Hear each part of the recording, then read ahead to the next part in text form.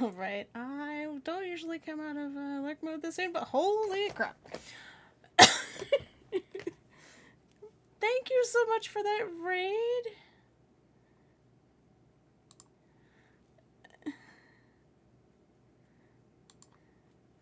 Alrighty. Wow.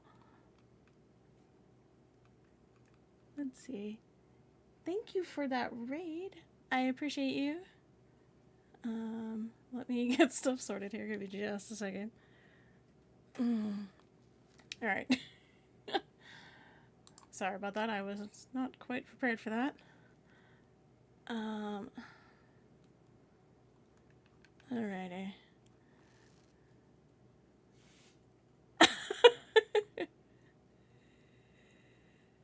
Oh, you're totally fine.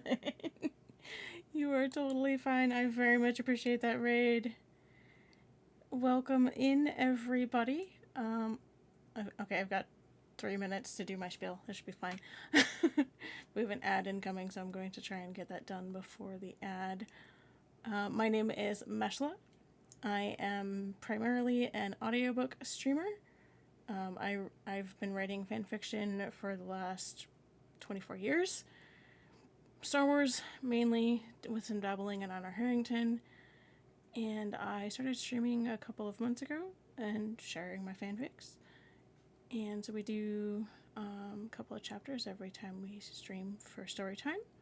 And I recently started adding in some SWTOR streams as well. So I'm alternating Storytime with SWTOR streaming.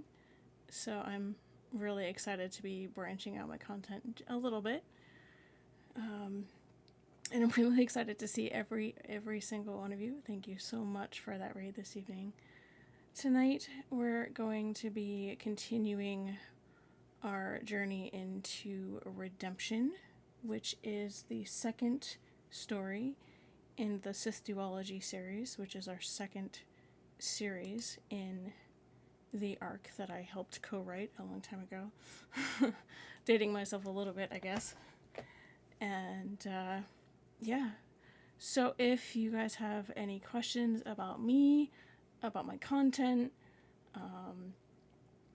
anything in general related to the stream, please feel free to ask. You can post questions in chat. I do have it up on the other monitor. So I am really trying to pay attention to stream. Just keep in mind that when I'm reading, I might get super hyper-focused. I tend to do that.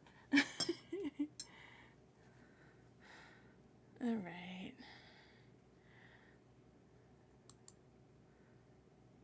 Oh, I might as well wait the minute. Well, ad's starting in about a minute, and it's already been snoozed twice, so should probably just let it play out. Alright. But in the meantime, please feel free to ask questions in the chat. I will try to answer what I can. And get comfy, cozy, pull up a chair, a blanket. Oh no, flood warning! Oh no, be careful and be safe. Take care of yourself. Alright, I am just getting stuff situated here. We have an ad starting in 6 seconds, so please bear with us and hang out through that ad. They help support the channel. Alright.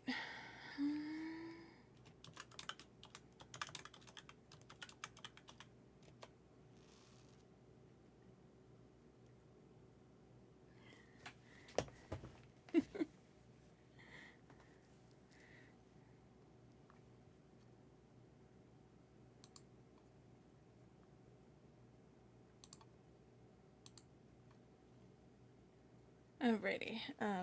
Sorry, I'm waiting for the ad to finish. I don't want to postpone them too long because I don't know what that does actually.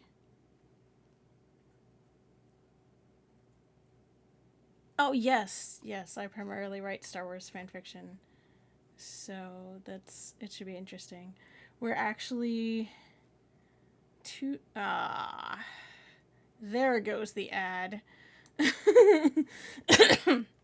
It was a little bit delayed, but there is our ad boss.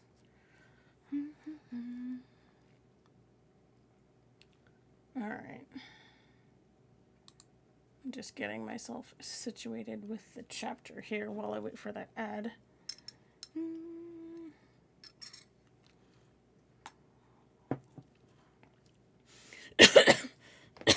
Sorry about that.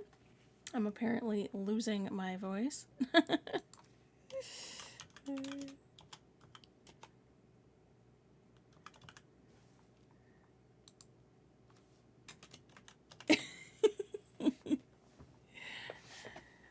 I appreciate your assistance, Shadowcon. Much appreciated. Just getting myself situated, clearing out my pockets, you know. Alright.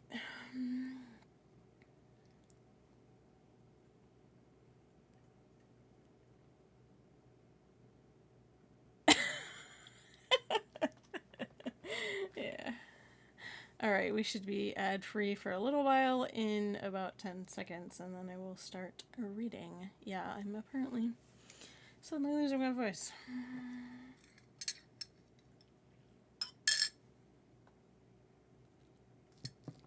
There we go. Hey, nothing wrong with not having watched Star Wars. I'm sure you can still enjoy the content. Yeah, please no Acolyte spoilers. I haven't watched it yet. We can discuss it later. I will hopefully have watched it by the weekend. I just haven't had a chance yet. Yes, please no spoilers. Alright. I have heard that it's very good, and I will leave it at that. Please let me know if... Oh, I gotta turn on my closed captioning. Give me a second.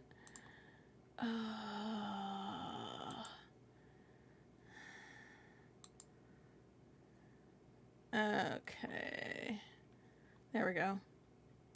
I decided I needed to turn on my closed captioning because that's kind of why we're here. Yay! Ad boss defeated. Thank you very much. I appreciate you.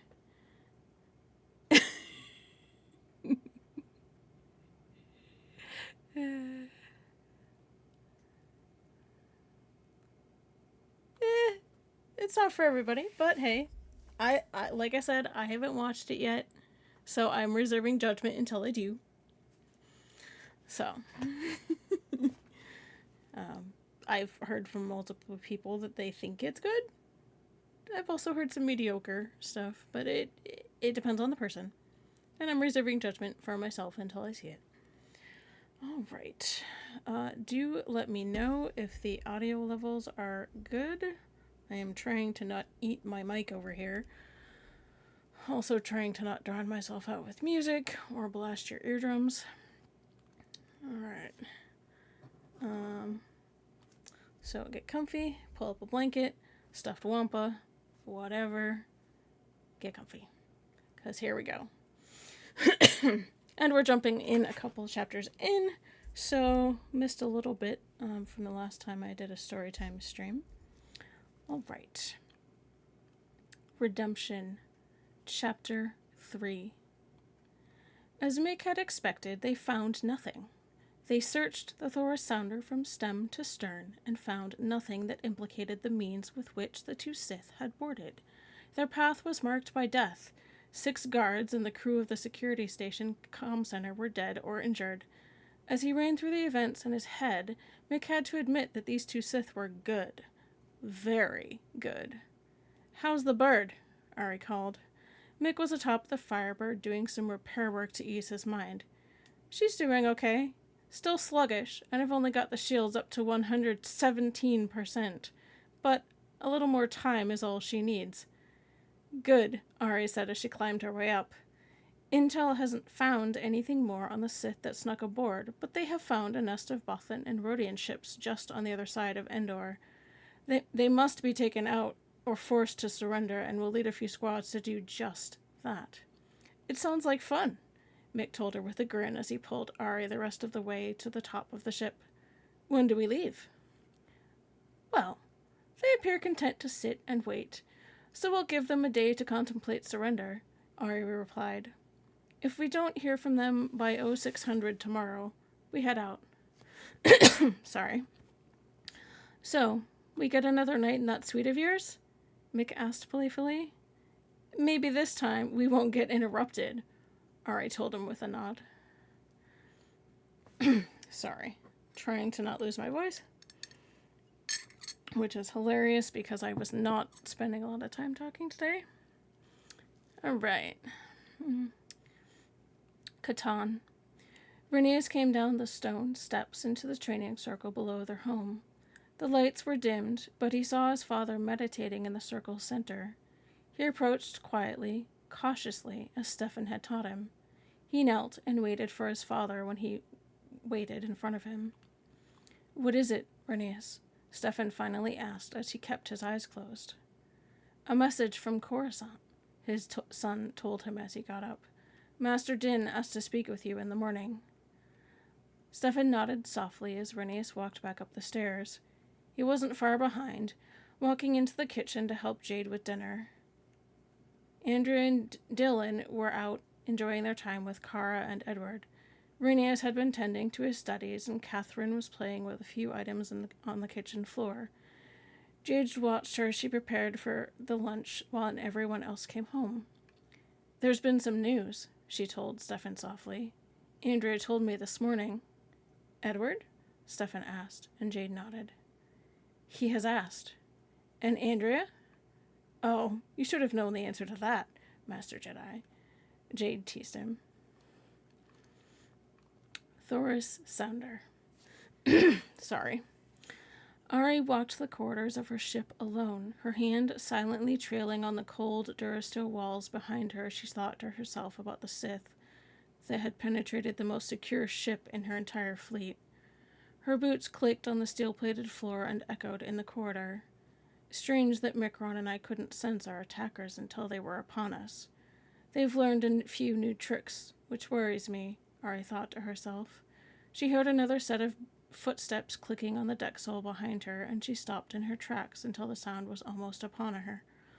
She recognized the faint Force signature as the only officer on her ship with a slight affinity to Force sensitivity. He had never pursued training. Her military advisor, Major Brent Maxwell. General, begging your pardon, but I believe you are needed on the bridge. The Bothans have surrendered, he told her quietly. As I knew they would, Ari said, turning to face her advisor and smiling darkly at him. She accompanied him back to the bridge to receive the formal transmission.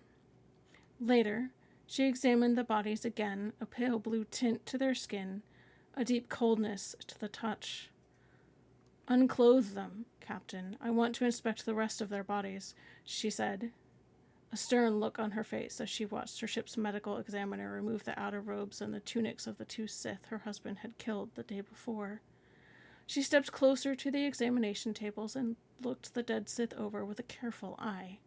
Her fingers moved the cauterized wounds where Micron had landed blows to each of the Sith during his duel, and then to a familiar tattoo on each Sith's left forearm.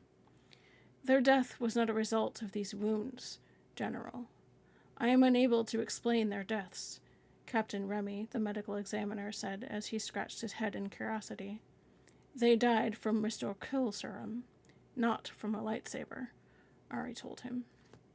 Blood tests, cellular biopsies, and a full medical examination did not detect any poison. Nor would they. Run a midichlorian test. I believe you will find the poison clinging to each midichlorian. You have the equipment aboard, yes? Aye, General. I will contact you immediately once I have the results, Remy told her, and Ari nodded before leaving the ship's morgue.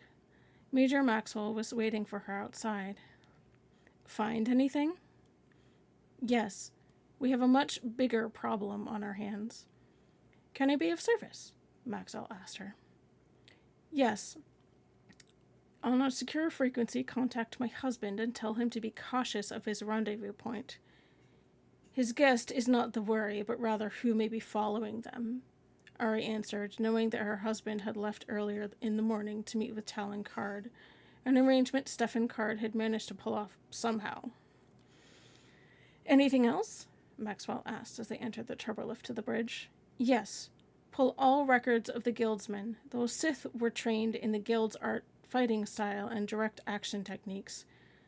They were branded with the guild's tattoo. We're going to have a much harder time dealing with the Sith if they were trained in the art of stealth.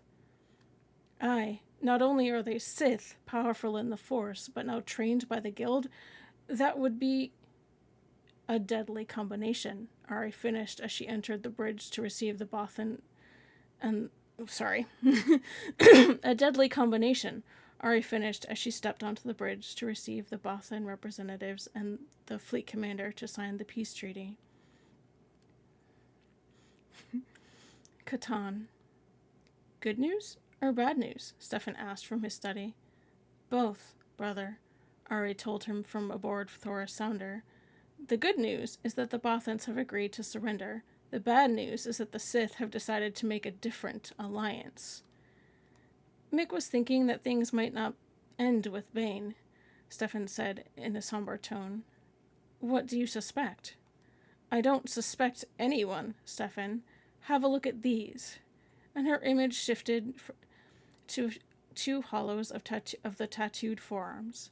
It was an image Stefan immediately recognized because it was Katani, the mark of the guild. Where did you find those? He asked, an edge to his voice. Two Sith that infiltrated Thoris Sounder the night before Mick sent you a message, Ari told him.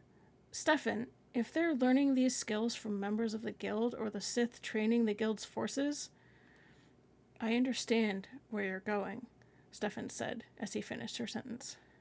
The guild had tried to do it once before and failed, but the Sith are accomplishing the same thing for them, in what could only be called an unholy alliance. How much longer will you stay at Endor? I don't know. You know, Admiral De Soto has released all but 2 Katani battle groups to return home for refit and repair. Aye, I've been keeping up. There's been a lot happening here, both on the family level as well as galactic. Andrea?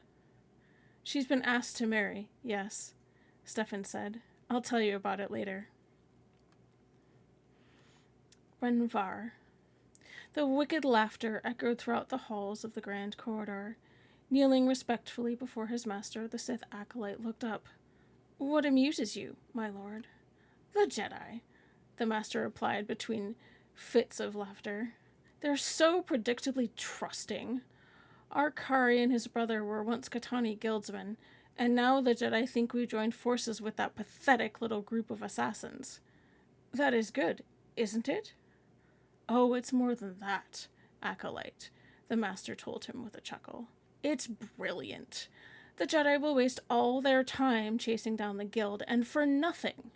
It couldn't be any more perfect. They will find the guild, fight them, possibly die trying, and then find out that they have no connection to us at all. We will have the time to build our army and then some. Yes, acolyte, this is good. This is very good. The Firebird. He waited quite literally in the middle of nowhere. Through Stefan, he had contacted Talon and received the coordinates for this Force-forsaken place. The wild card should be here any moment. Mick smiled at the lone dreadnought sitting for all intents and purposes dead in space about 5 clicks to his port. Years ago, many would have killed for these coordinates, the location of the famed Katana fleet. There was a flicker of pseudo-motion, and the wild card winked into existence. This is Freighter Happy Chance hailing freighter Smuggler's Luck, came the call over the open comm. Do you have the conduits I ordered? Yes, Your Excellency, Mick said, the code for all green, unbroken and undamaged. Good, the comm crackled. Remain where you are, we'll dock with you and then do the transfer. Stand by. The whole process ran smoothly, and within 15 minutes, Mick Rondin sat across from Talon Card in the man's office aboard his ship. We can speak freely in here, right? Mick asked as he propped his feet up on the desk. Yes, of course. The more you say, the more I know about you. Cute, Mick replied, dropping his feet to the deck. Let's just cut to the chase. By all means. Talon said calmly as he poured himself a glass of wine. He offered a glass to Mick, but the rogue shook his head. 2 days ago, a couple of Sith managed to sneak aboard the Thoris Sounder, and they made it to the suite Ari and I were staying in. Most impressive, Card commented. That's your wife's flagship. It couldn't have been an easy feat. I killed one, and the other committed suicide, Mick continued. Not entirely surprising, Talon interrupted after a moment. Many branches of the military all over the galaxy drill into their soldiers death before betrayal. He killed himself to keep you from learning anything. I know that, Card, Mick said pointedly. This isn't my first shockball game, you know. What I wanted to talk to you about was how he killed himself. And that would be Mistral kill serum. Hidden in a false tooth. Card leaned back as he finished, and the lines about his eyes hardened in thought. Are you sure? Without a doubt. Do the Mistral still have a homeworld? I thought they'd pretty much disbanded. No, Talon replied, shaking his head. They have. Before Shada died, she received word that all sisters could go about their lives as they saw fit. The Mistral disbanded, and that was that. That's about what I figured, Mick sighed. I was hoping you could put some feelers out for me, find out if a group of retired Mistral have gone missing. Anything. Something big is brewing somewhere in the galaxy, and information is key. It also happens to be your specialty. And my stock in trade, Card grinned, all business. Information still has a price, and my men don't work for cheap. You remember the credit line you had with the Republic military? The one you had Ghent set up all those years ago? How did you... Open it again. Mick cut off the old pirate with a smile. I'll be depositing your payment when I get some information. Until then, happy hunting.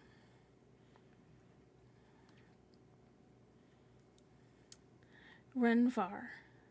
Do not rely on this force of yours, the Mistral instructor called above the sounds of training. It is a crutch. If you can survive without it, you will only become stronger. Recruits were arriving each day from across the galaxy and from many of the different factions of Sith that were scattered about the various worlds. Many of Bane's followers were the first to join, but slowly others began to arrive as well. Disciples of Ragnos came and shared their experiences with the rest. Wizened reborn Jedi shared their knowledge. Even a few of Darth Tycho's clones showed up. How they had survived was anyone's guess.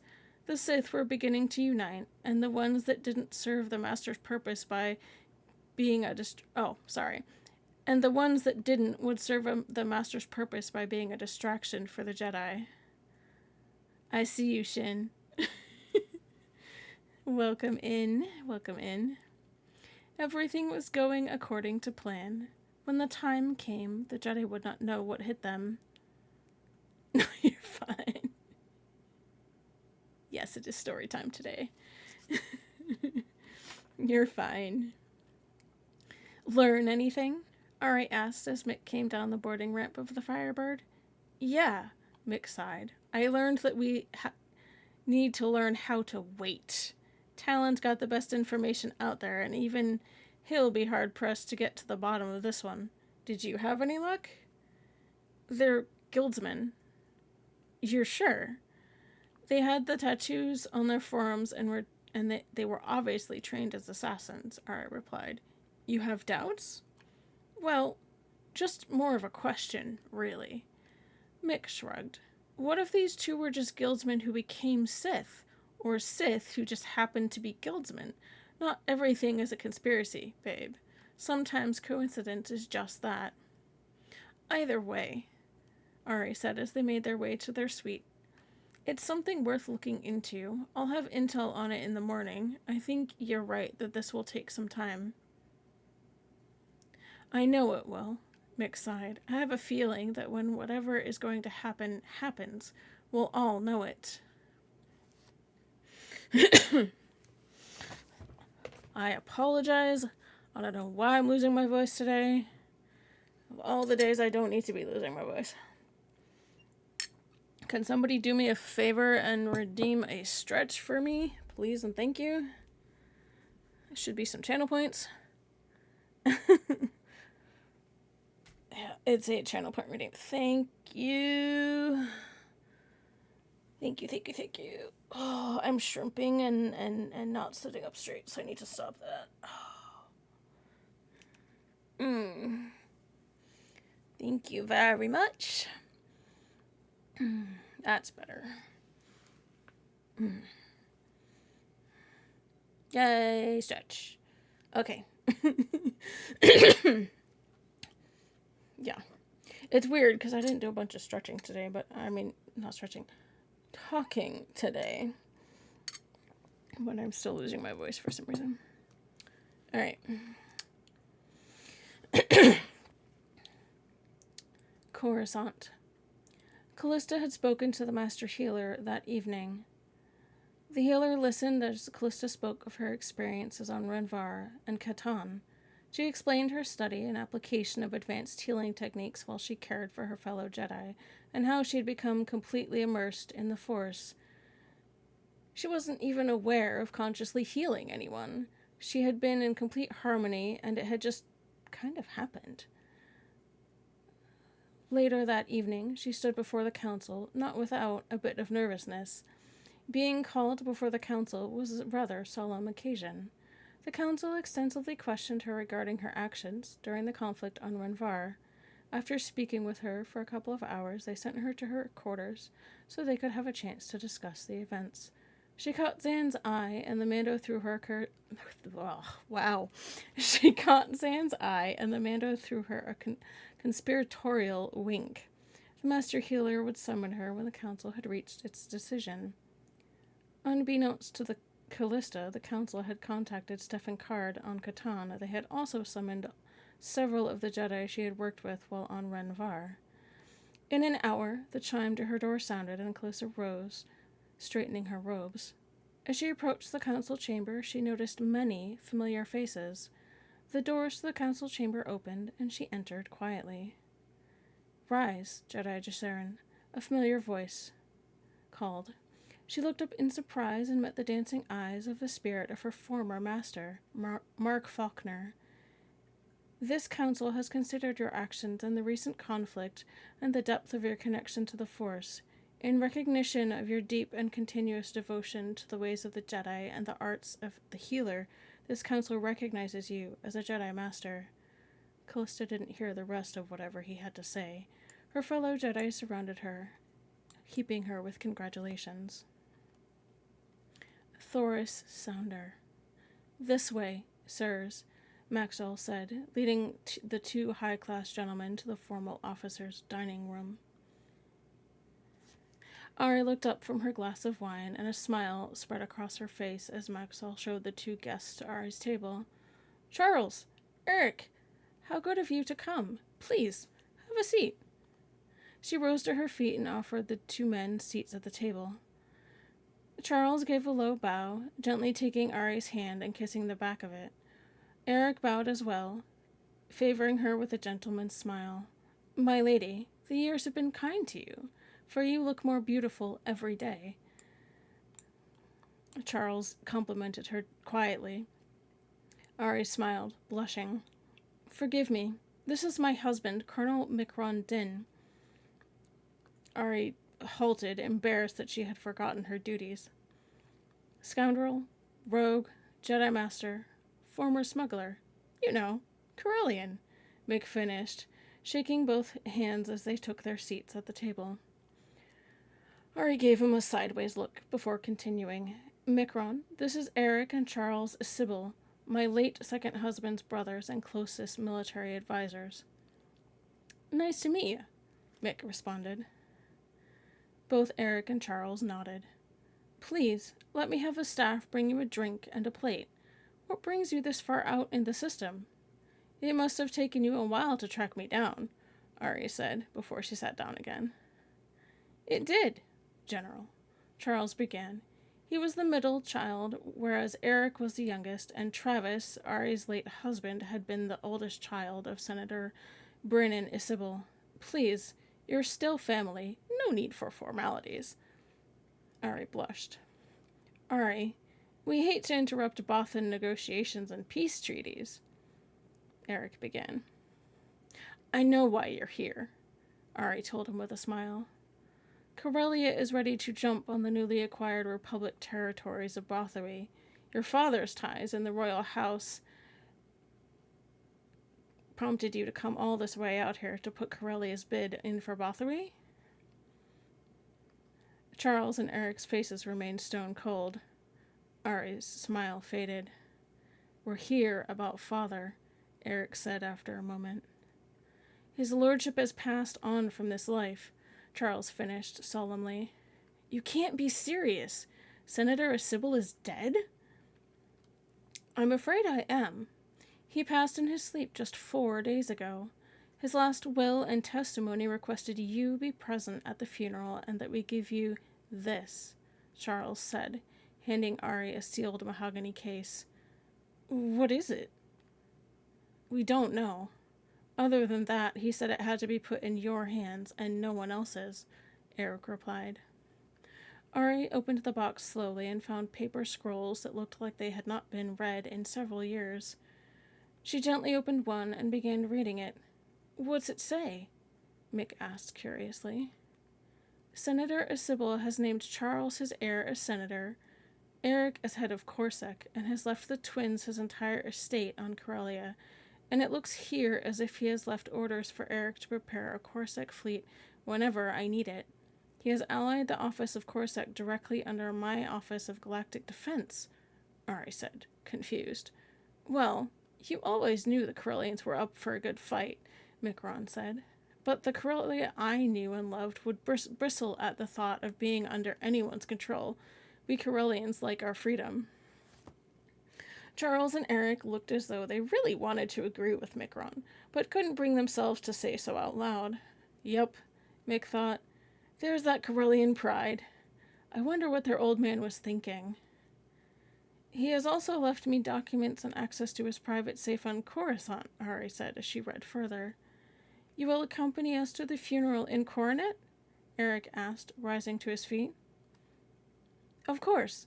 Micron and I will depart in the morning if you can wait that long. It will keep. See you in the morning, milady. Charles bowed once more as his brother exited the dining quarters. That was quite strange, Micron commented lightly. Ari sat back down, watching the two men leave in stunned silence. I would never have expected this, Ari said more to herself than Micron. He was old, Ari. People die. But now there will be civil unrest in the Senate. Senator Sybil was remarkable at maintaining the peace within that group. He had a way with words and with people. I shall miss him. 5 days later. Ari and Micron returned to their apartment on Coruscant from Corellia and the senator's funeral procession, saddened by the great man's death. It had been nearly a month and a half since they had set foot on Coruscant, and Ari sighed in relief as she entered her home. Walking into the kitchen darkness, the lights sensed her presence and flickered on, illuminating the kitchen and dining table. A small sparkle caught Ari's eye, and she picked up a small gold band, a wedding band she recognized as the one she had given her former student for the wedding. Einar, Ari silently thought as she fingered the ring gently, looking it over and then clutching it to her chest. She knew Einar was out there somewhere, walking his own path in life. There's going to be a bit of a time skip here. Sorry, I don't have a better transition. Keep in mind that I have several of these they were written when I was in high school, so it's a little back and forth a little bit. So I'm going to take just a minute here and get a drink of water before we continue. Hope you guys are enjoying so far. We're about halfway through the 3rd chapter. All right. 1 year later. Having ended the Bothan Endor conflict with the Bothan's complete surrender, and no leads as to the Sith or Guildsman attacks. The Jedi had found. Oh, I'm gonna wait. Of course. Mm. Mm. Ah. I'm going to just wait while that ad boss is dealt with. So, in the meantime, please feel free to ask questions in chat.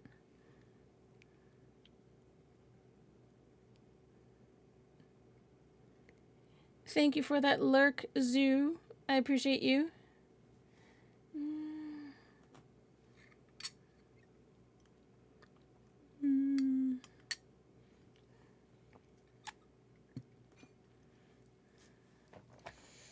Alright. We should be back from ad in about 37 seconds.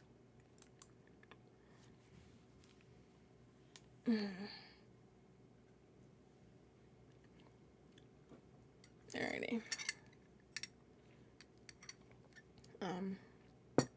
Please do let me know if I'm reading too fast. I am trying very hard to slow down and enunciate, which can be a little difficult when I get in the groove. So thank you, Ivory. I appreciate that. I'm glad you're enjoying it. Like I said, these stories have been kicking around for a while, most of them. So yeah, it's taking a bit of work to polish them up. All right, now that we're back from that ad break, let's continue. 1 year later. Having ended the Bothan-Endor conflict with the Bothans' complete surrender, and no leads as to the Sith or Guildsman attacks, the Jedi had found the galaxy peaceful once more. Zan and Callista had been researching the mysterious events from Renvar for nearly the entire time. As masters both, they led a small team of what Mick often referred to as Jedi detectives. Upon their last contact, they were heading into Mando space. Stefan had not given up his search for Einar, but the trail had grown cold many months before. In addition, the Jedi had his hands full, building his new Praxium on Catan. As for Mikron, the rogue had decided to remain a colonel. Military life suited him, and he was soon training new pilots for the New Republic military. Officially, that was his job. Unofficially, the military kept him on the payroll as an advisor. Missions were few and far between, but that was enough to keep him happy and still have the free time he and Ari desperately needed. Livda. Ari awoke in her bed only to find her husband not beside her. She slipped out of bed, her satin nightgown flowing with her light movements as she moved around the house. She spotted him from the balcony. He was down on the hangar working on the ship again. "There you are," she sent to him, smiling. He looked up from the Firebird and saw her on the balcony. "Where else would I be, love?" Ari shook her head. "Breakfast will be ready soon," she sent back, running her hand over her abdomen lightly. She was almost a month pregnant. The tiny presence in her stomach radiated a lightness and the force that Ari had never experienced. "Hello, little one," she sent the child growing within her. "I love you." "Catan." "Excellent," Stefan said as he and Renius went through a sparring match. His son had just taken advantage of a few moves that Stefan didn't remember teaching him, and had almost caught him. They kept moving through the katas together and sparring around the grotto away from the house. Stefan couldn't believe that Renius was already getting close to being 16.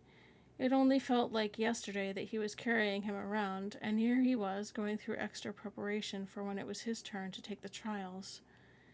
Dylan had requested the High Council for reassignment of his duties as watchman. The council agreed and granted him approval to assist the Jedi on Cominor.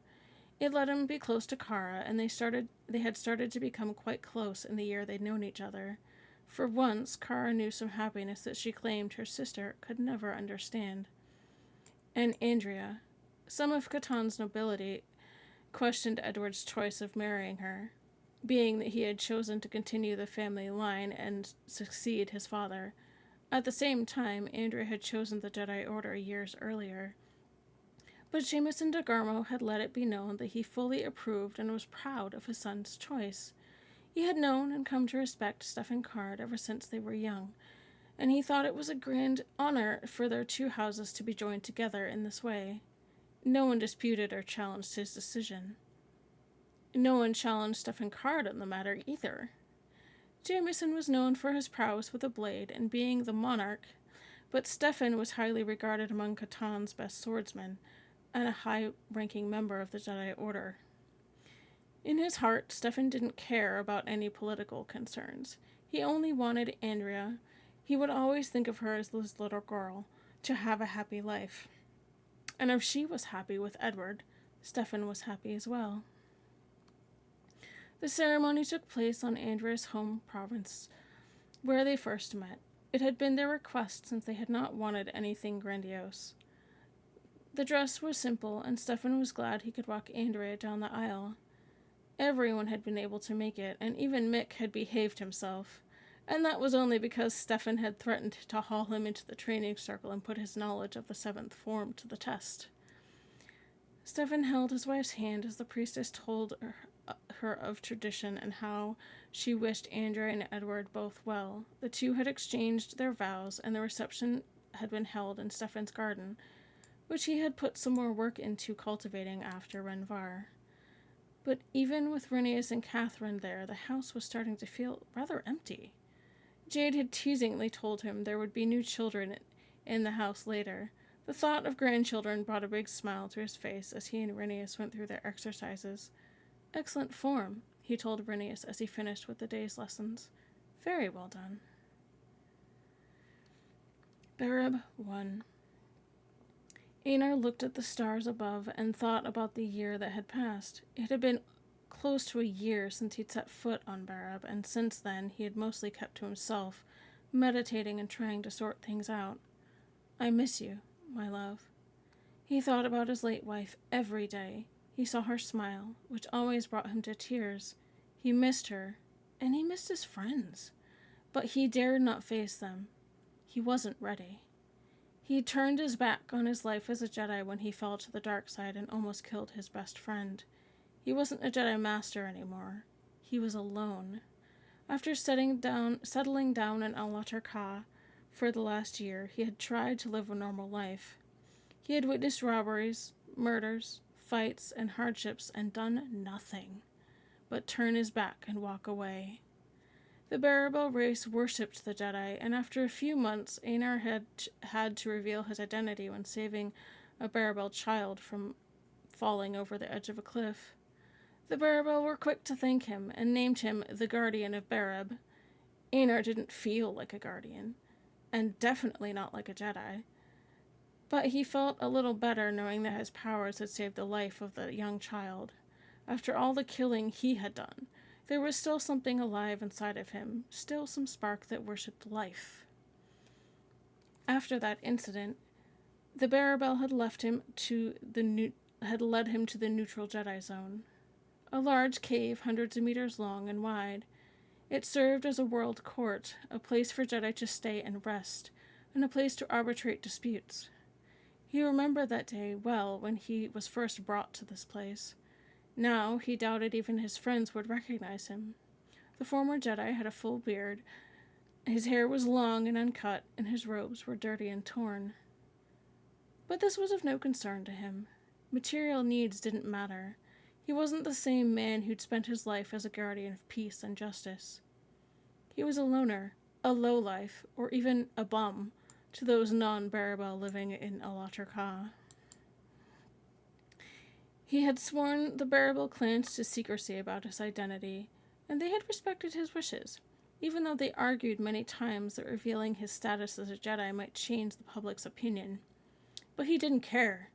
He wanted to be left alone, and the citizens of Al-Latar Ka kept their distance, which was fine with him.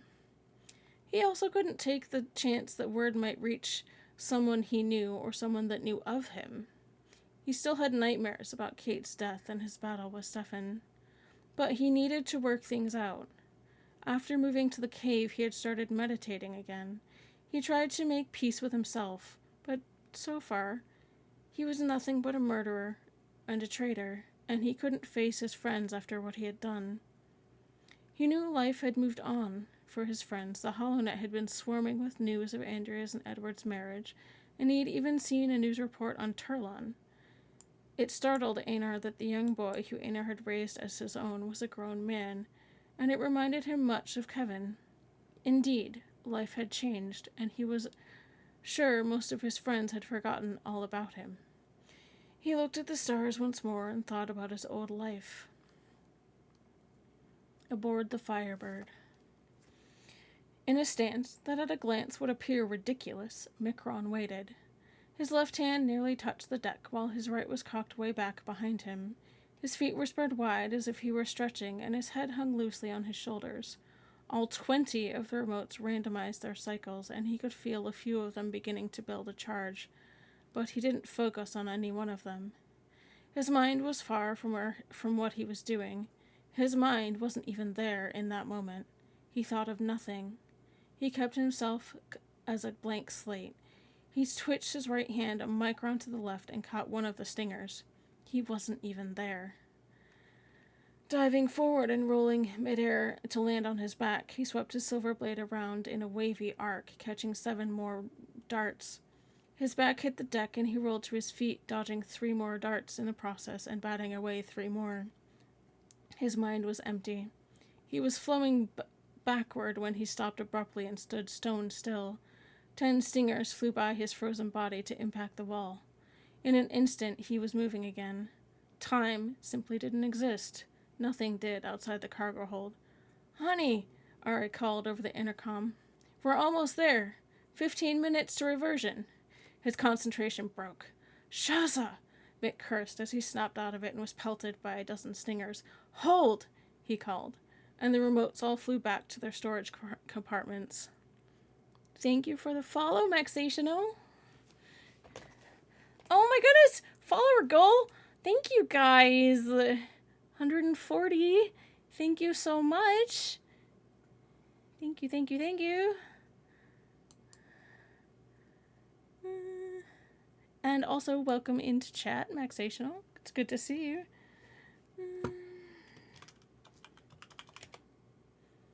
There you go.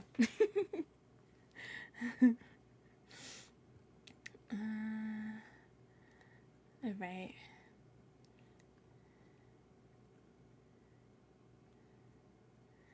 Hold, he called, and the remotes all flew back to their storage compartments.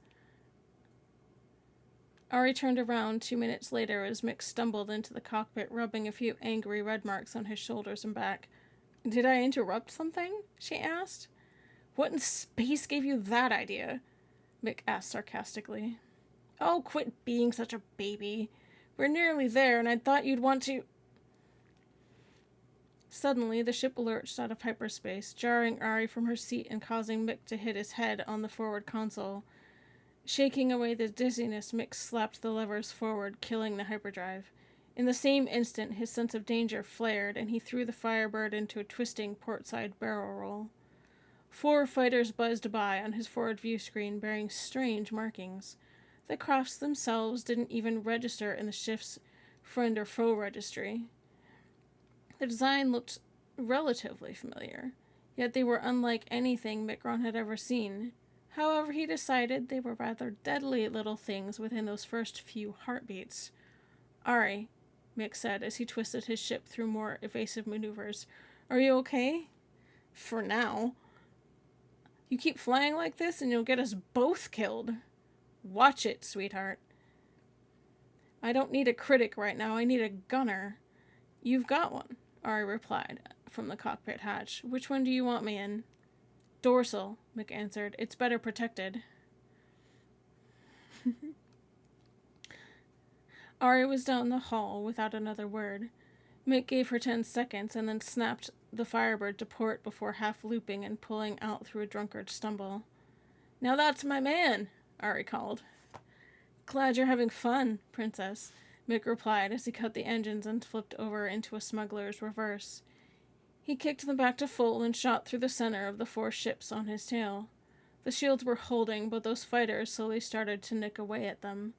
"I'll try to get one in the money lane, but they won't make it easy. The quad's fully charged, so take whatever shots you get."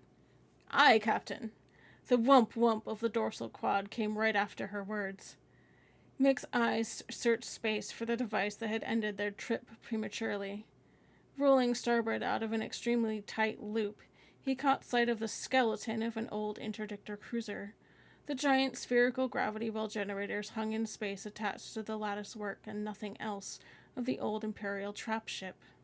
How they were running was anyone's guess, but Mick knew he'd have to take them out if they were going to jump out of the situation they'd been pulled into. There was a flash of light off to his port, and a bit dorsal, followed by a woohoo in his headset comm. Good shooting, babe, Mick grinned. He cycled through the possible targets on his HUD until his targeting reticle centered on the gravity generator that had sucked them out of hyperspace. That was when he realized that only one of them was actually working. He wanted to stop and think, but the laser fire peppering his underside prevented that. He snapped the ship over on its side and switched cockpit weaponry over to torpedoes. His crosshairs rapidly went from green to red, and he squeezed the trigger, sending 2 purple-white streaks towards the offending generator. He snapped through another loop, keeping an eye on the proton torpedoes. There was a flash of an explosion, but the gravity well was still reading strong. Did I miss? No, babe, Ara replied over the comm. One of those fighters flew in front of your shot. These guys are good. The only sounds that followed were the screams of engines and the peals of laser fire as Mick wove and danced in a deadly game of hit and miss. Honey, Micron said, wiping sweat from his brow, we have to end this. Now. What do you need? You as a co-pilot, Mick answered. The quad's drained anyway, and I have an idea. I'll give you 15 seconds of level flight. Mick straightened out the Firebird and switched his deflectors to full aft. They were still holding strong, but just barely. Orders, Captain, Ari said as she slid into the co-pilot's chair. First, get the holo recorder running, Mick said as he switched back to an even spread with his shields and before whipping the bird around in a tight starboard arc. We're going to need some holos if we ever want to figure out what these things are.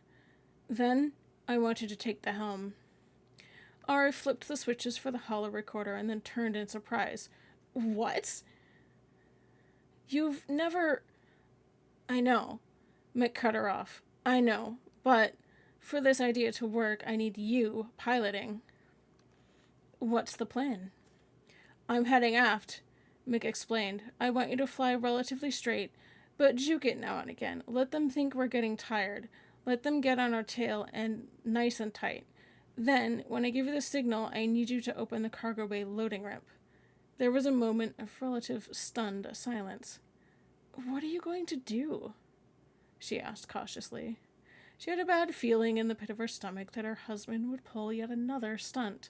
Only he'd be crazy enough to attempt. Sorry. Hey, Mick said as he caught the gist of her thoughts. It's me. He disappeared around the corner at a run. My goodness. I don't know what's going on with me today.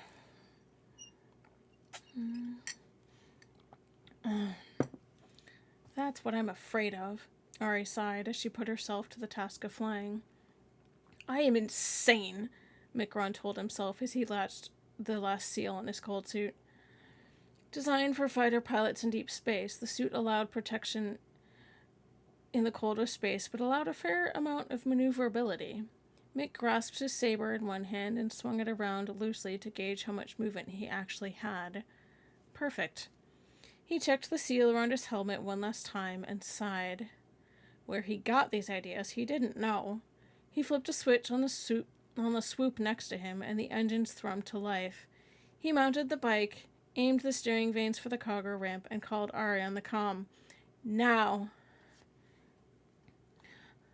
Ari felt a slight vibration run through the ship, but it came from inside. Then she heard a familiar sound, but she couldn't quite place it. She was still trying to pinpoint the memory when Mick said, Now! Without a thought, she opened the cargo bay ramp. The following roar and whine of a high-powered turbine kicking in set her mind to... The following roar and whine of a high-powered turbine kicked into her mind the memory she'd been searching for. She let out a stream of curses that would have made a hot blush as the realization hit her. The nerf herder went out the back on his swoop bike. Yep, Mick thought. I'm definitely out of my criffing mind. Swoops, as a matter of practicality, were designed for something other than space travel. A series of repulsor coils hooked up to one big engine didn't account for maneuvering in zero-G. But, with the first fighter in plain view and coming dead on, maneuvering was the least of Mick's worries. Grasping the controls firmly with one hand, Mick placed his feet on the seat of the swoop. He'd have to time this right if he had any hope of surviving. Now, he kicked with all of his might while holding onto the controls. The rear end of the swoop kicked around and Mick goosed the throttle. The propulsion worked just fine. The fighter ran dead on and dove to avoid ramming into the large chunk of metal and engine flying directly in front of it. Because Mick was holding onto his swoop for dear life, he found that he was traveling much slower than the fighter, but in the same general direction. It was much slower, but not so slow that what he had planned would kill him. As the enemy fighter dove to avoid the swoop, Mick reached out a hand and caught one of the fighter's wings. The force of it popped Mick's shoulder out of place, but he held on anyway. Summoning everything he had to ignore the pain, he managed to pull himself towards the cockpit. There was no wind, and once he was attached to the ship, there was nothing to pull him off. In the cold of space, he ignited his lightsaber and drove it into the enemy's forward viewport.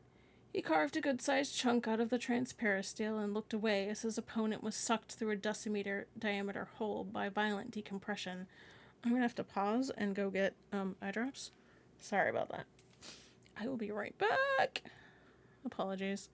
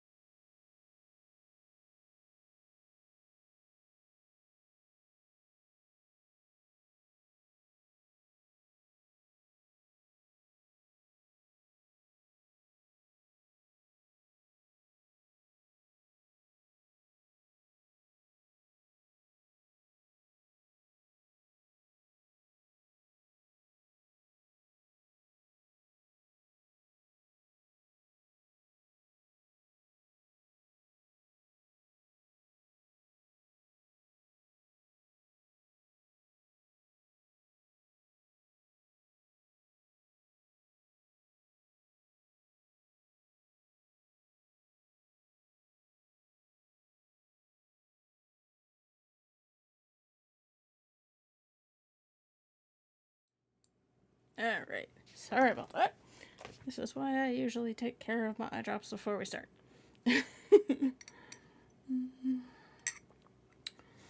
Alright. Hope everybody's enjoying. Let's get back to where we were.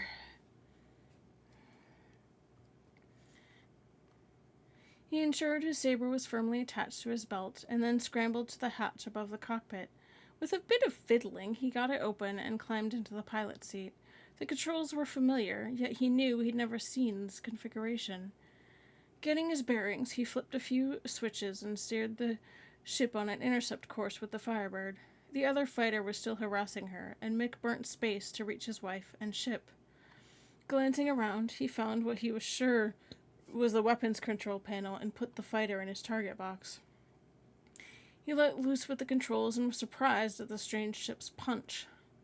He managed a glancing blow on the enemy fighter and, realizing that he was now alone in the fight, the enemy fighter jetted away beyond the gravity well and entered hyperspace. "Mick Ron Din!" An angry voice came over his helmet comm. "If you ever do something like that again!" You'll call me a nerf herder and love me just the same? I'll kill you, Ari corrected him. You'll try. Nerf herder. I love you too. And that is the end of chapter 3. Alright, sorry about the random AFK. Like I said, I do try to do my eye drops before I start, specifically for that reason.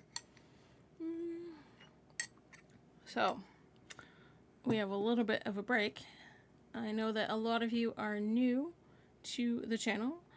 For those of you who came in after we started, who may not know me, my name is Meshla. I am primarily an audiobook streamer. I stream reading fanfics that I've been writing off and on for the last 24 years, give or take. I also have recently started streaming Star Wars: The Old Republic. Kind of fits in with the overall vibe. And we are, well, this is chapter 4, so we're 3 chapters into Redemption, which is the second story of the Sith duology series, which is the second overall series in the arc that I was part of writing for several years. So please feel free to get comfy, get cozy, grab a blanket, grab a snack, and just relax for the evening. I like doing the reading streams on a Wednesday because it's a good way to chill out in the middle of the week. Actually, yes! That's a great question. Give me just a second. That is a great question, Maxational. There you go. There is the link. They're all up on Archive of Our Own, which you're very welcome. You can follow that link, and you can also find that very same link on my About panel here on Twitch. And if any of you would like to join my cozy little Discord, here's the link for that. No worries if you don't want to. Yeah. I don't expect anybody to join the Discord. It's not required. But it's a cool way to hang out and keep in touch when I'm not streaming. I stream 1 day a week. I alternate, so it's every Wednesday, and I alternate between Cozy Storytime and Star Wars: The Old Republic streams during the week. And I also stream every other Sunday with workshop streams. Primarily, that's a chill time for me to work on some upcoming chapters, so spoilers will occur. But you can also feel free to bring anything that you might be working on, whether it's emotes, music, stories, art. I'm more than happy to workshop with you and help give you some feedback as well, so please feel free. Alright. Give me just 2 seconds here while I check on something.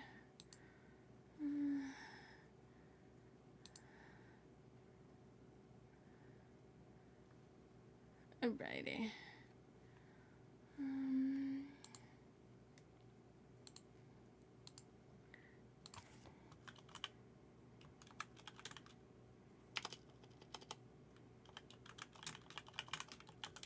Okay.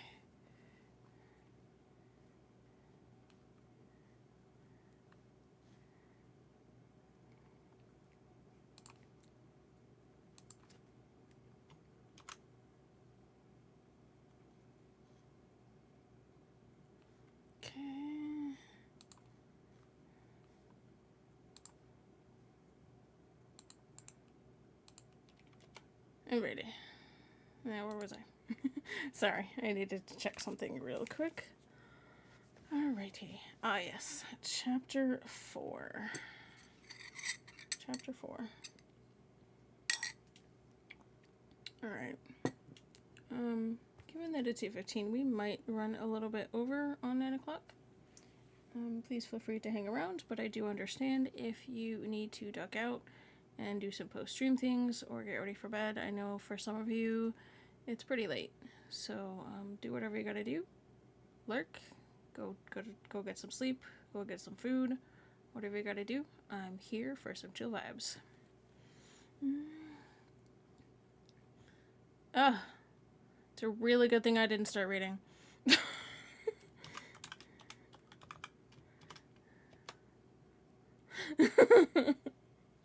I'm glad I waited. Glad I waited.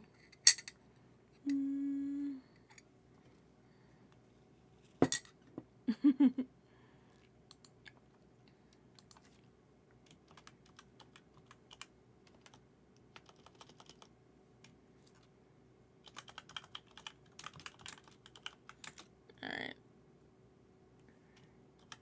Okay.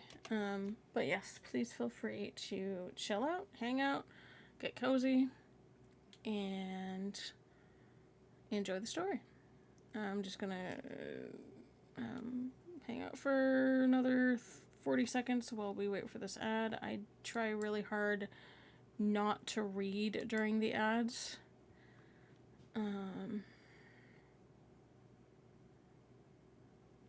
Because I know that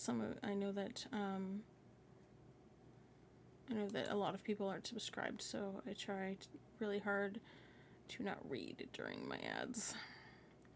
And I would never ask for anybody to subscribe. I'm not like that. But if you enjoy the content and you would like to subscribe and help support the channel, please feel free to do that. And now we are back from our ads. Alright. Alrighty, and we're back from our ad. Alright. Now, chapter 4. Okay. Yeah, I was about to start reading and then the ad started. I was like, oh, okay. Might as well wait that one out. Alright. Chapter 4. Catan. Stefan shielded his eyes from the sun and watched as the Firebird and a strange new craft set down on the landing field just outside his home. Ari slowly came down the ramp, and a man in a pilot's cold suit climbed out of the strange fighter's cockpit. He leaped to the ground and removed the helmet, and Stefan saw his friend, Mick, throw him a rogue smile. "Hey, Stefan." "Hey yourself," Stefan replied, looking oddly at Mick as the rogue sauntered up to the pair. "Do I even want to know?" "Probably not," Mick answered. "Did you bring a speeder?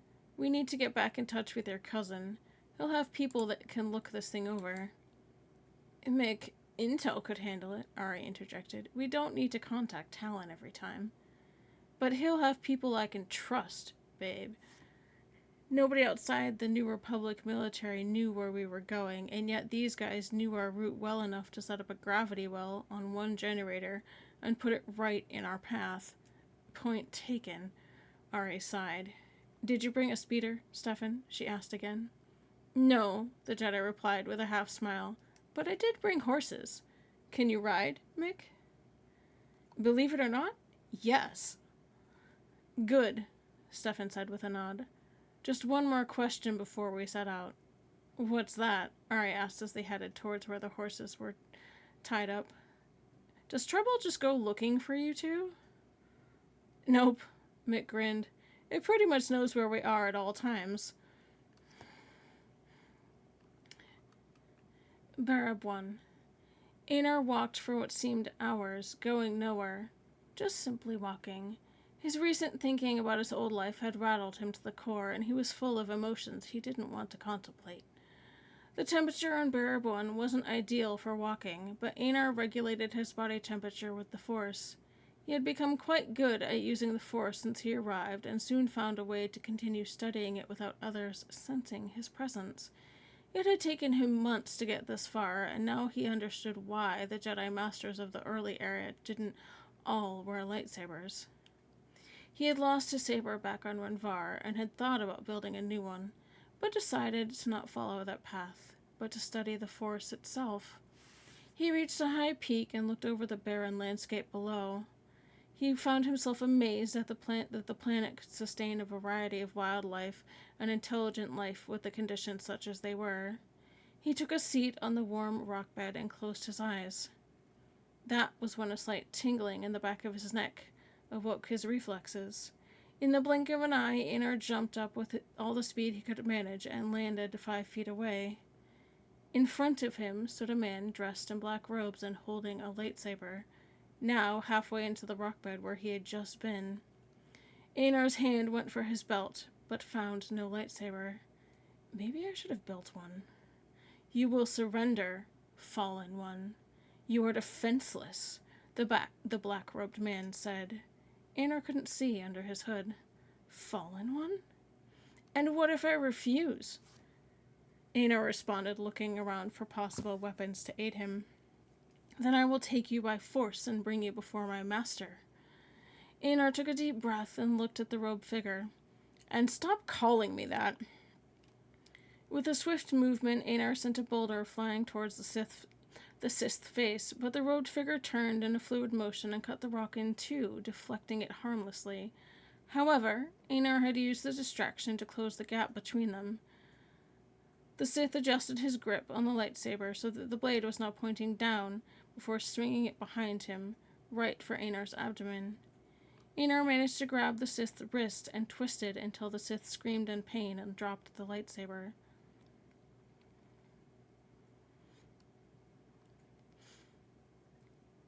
Oops, sorry. Wording's a bit clunky. I apologize. Okay. The Sith then used the Force to pull the lightsaber into his other hand. Einar saw the hilt dropping and tried to grab it, but failed. Nice try, but you're out of practice. You can't take me on. Surrender now, and I will make sure it is less painful. Einar knew the Sith was right.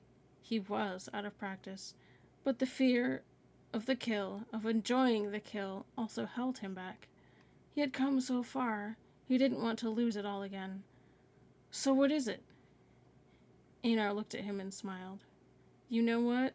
I may be out of lightsaber practice, but you haven't even began to touch this kind of power that lies in the Force, young one.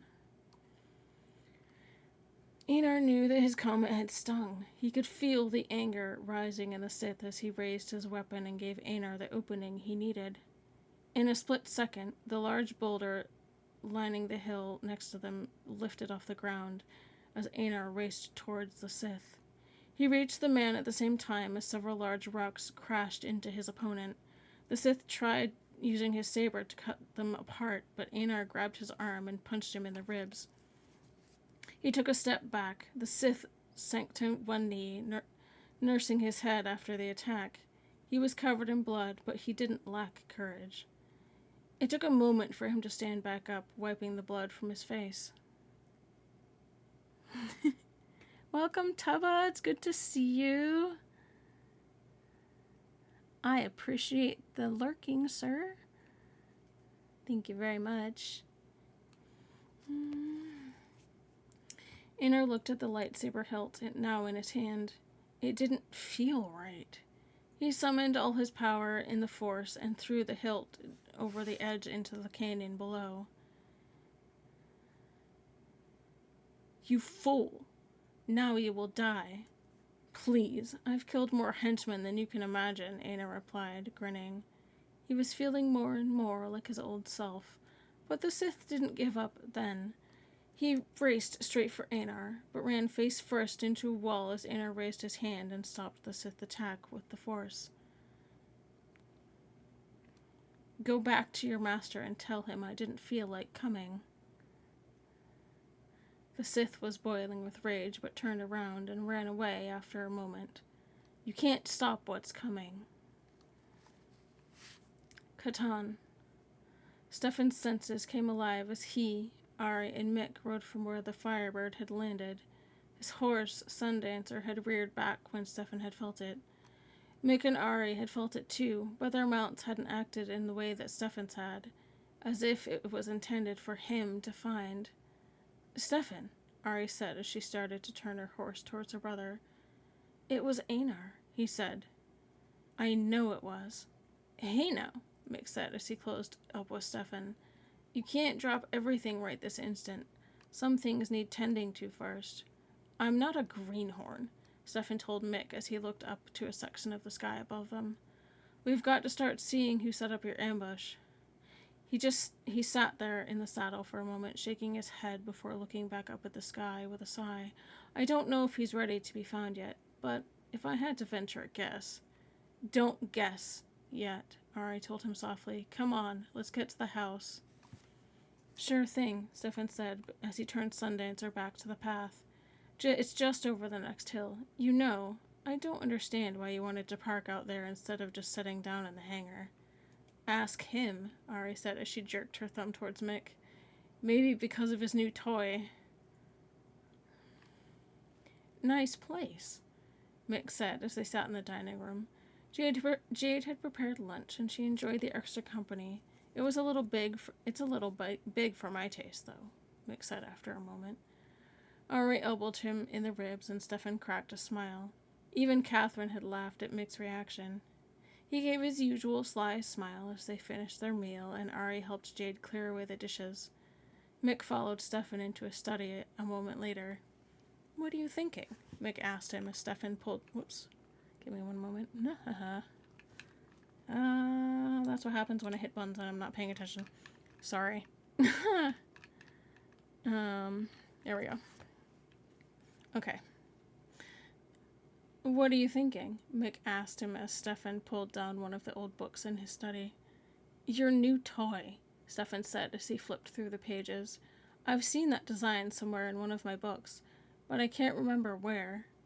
Somewhere around the time of the Sith Empire." That was thousands of years ago," Mick said as he sat down and looked around at the lightsabers displayed on one of the shelves. He focused on one. It seemed familiar somehow. "That's Einar's lightsaber," Stefan told him as he followed his gaze. "I'm holding it in safekeeping. You know, for all their talk about denying your emotions and detaching yourself from, well, attachment, the Jedi have surely drilled into their pupils the emotion of hope," Mick said out loud. "Just what is it you want Einar to come back to? The Order? The Jedi? The light side?" "Mick..." I know," Mick apologized. "Forget it. You were saying about my new toy?" "Right," Stefan replied, turning the pages. "If I can just find the spot. Ah, there." He laid the book open on his desk and pointed out a still picture of the ship that Mick had captured. Shortly after the Mandalorian Wars, there was the Jedi Civil War. It was a war between Jedi and Sith, but the common man didn't know the difference between the two. To them, a Sith was just a Jedi who did bad things. Anyway, the Sith had a fleet with seemingly infinite resources, and this fighter was one of the craft in that fleet. The description says small, fast, agile, and powerful. You flew the thing. Live up to the adjectives? "You could say that," Mick grinned. "But what in the Force would the thing be doing buzzing the Firebird? The Mandalorian Wars were over 1,000 years ago, and it wasn't just this one. Stefan, there were 3 more. On top of that, they all looked as good, if not better, than the one I brought back." "It's definitely a question worth looking into." Stefan nodded as he crossed the study to the comm station. "Let's see if we can raise Talon." There was the briefest moments of silence before the comms crackled to life and the image of Talon Card floated above the desk. "Greetings and salutations, gentlemen." Card smiled. "To what do I owe the pleasure of this call?" "Lofty speech for one who has yet to track down those missing Mistral, Card." Mick grinned at the man's image and was rewarded with the slightest twinges from Card. "You know it's been nearly 7 months." The flesh around his eyes tightened ever so slightly in what passed for frustration. "Yes, after tracking down several Mistral sisters, interrogating a few and coercing a few more, finding out that 6 Mistral teachers had indeed gone missing, and getting the name of said teachers, you're right. I have yet to find them and bring them to you in a gift-wrapped box." Mick laughed lightly. "Easy, Card. Don't get your shirt ruffled. I know you're working on it, so I keep paying you. We're calling because we need to set up a meeting." "Oh?" Card leaned back and wore a feral grin. "I do so love company. Just what shall this meeting be about, may I ask?" "Information," Card, Mick replied. What else? I found something I'd like your crew to look at. We can talk more in person. Where shall this rendezvous take place, Master Jedi? Meet me where you once held a Jedi captive, Mick told him. In the room with the tree. I'll be there in 2 weeks. Clever, Card replied. This had better be worth the trip, Mick reined in. You are not my only client. No, Mick agreed, but I do pay well. Indeed you do, Card nodded. Which makes me wonder. Not so fast, Card. Mick cut the Information King off. You, of all people, should know that information isn't free. Indeed. Card gave the rogue a mock salute. Well, as much as I would love to stay and chat, I have other clients to tend to. Micron. Cousin. Card out. The transmission ended, and Stefan shot Mick a quizzical look.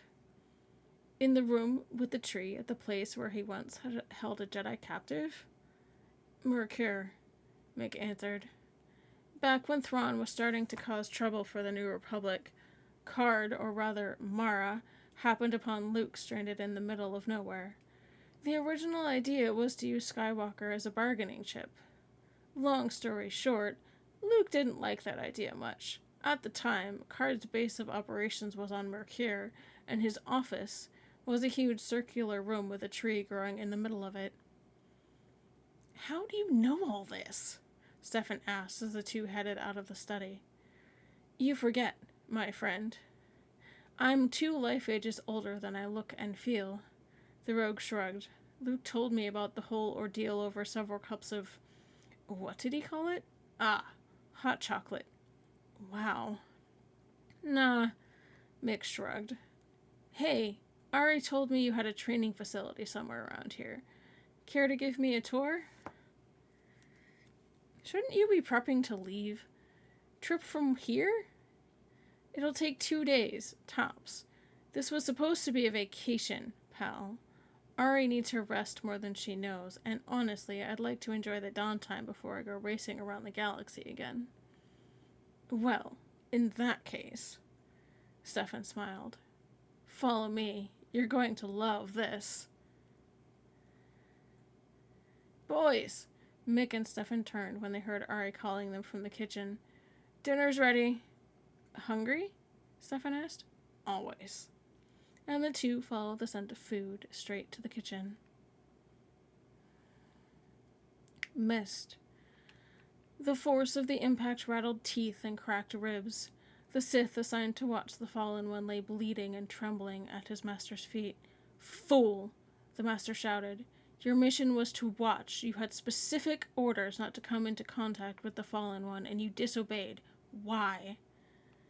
I thought to bring him to you, master, the Sith sputtered, so that you might bend him to your will.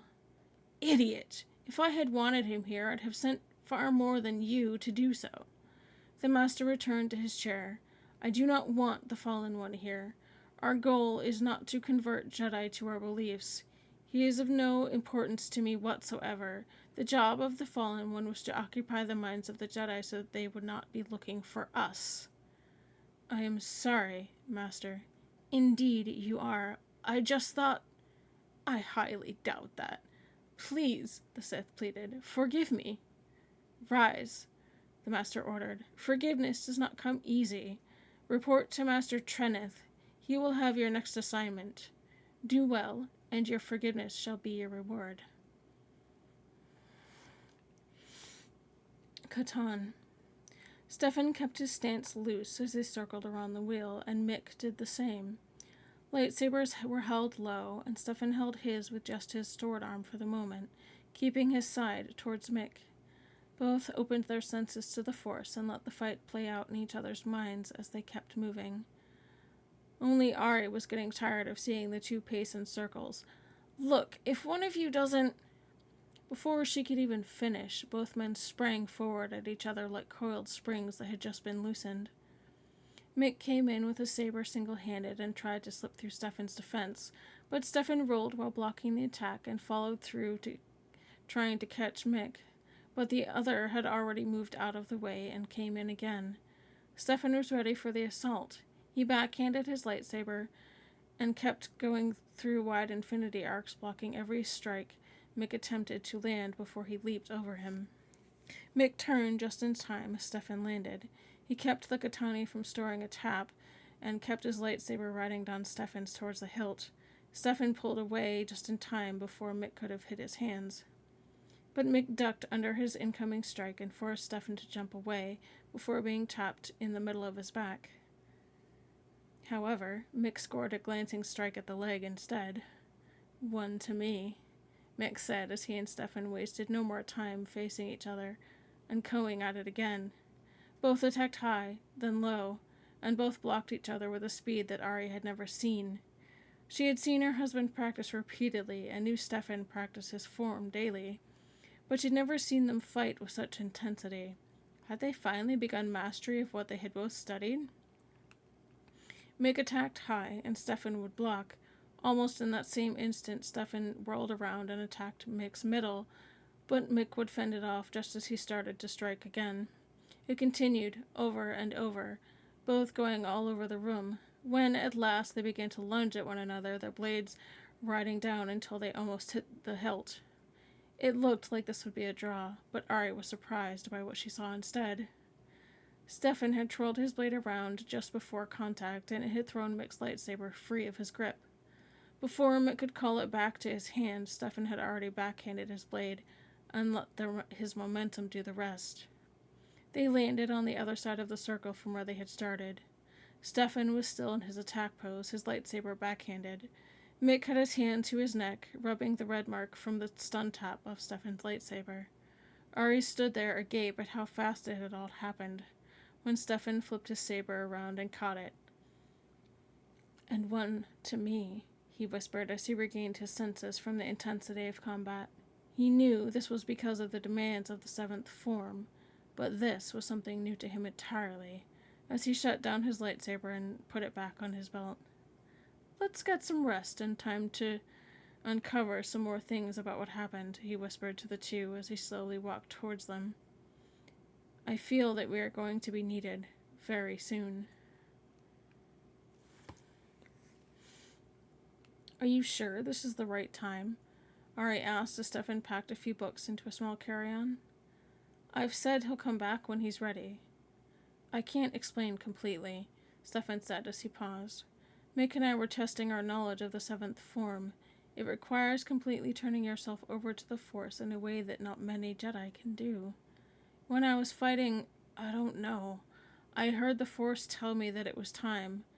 Whether he's ready or not, it may be time for him to take his place once more." "Well, how are you going to find him?" "He's still in the Outer Rim," Stefan said as he took Einer's lightsaber off the shelf and laid it in his bag. "I'm going to have Renius pilot White Squall while I try to get a better sense of direction. Ari, I have to find him." "Well, if the Force says that, it's time," Ari said as she hugged him. "Just don't go looking for trouble." "I never look for trouble," Stefan told her. "It usually knows where to find me."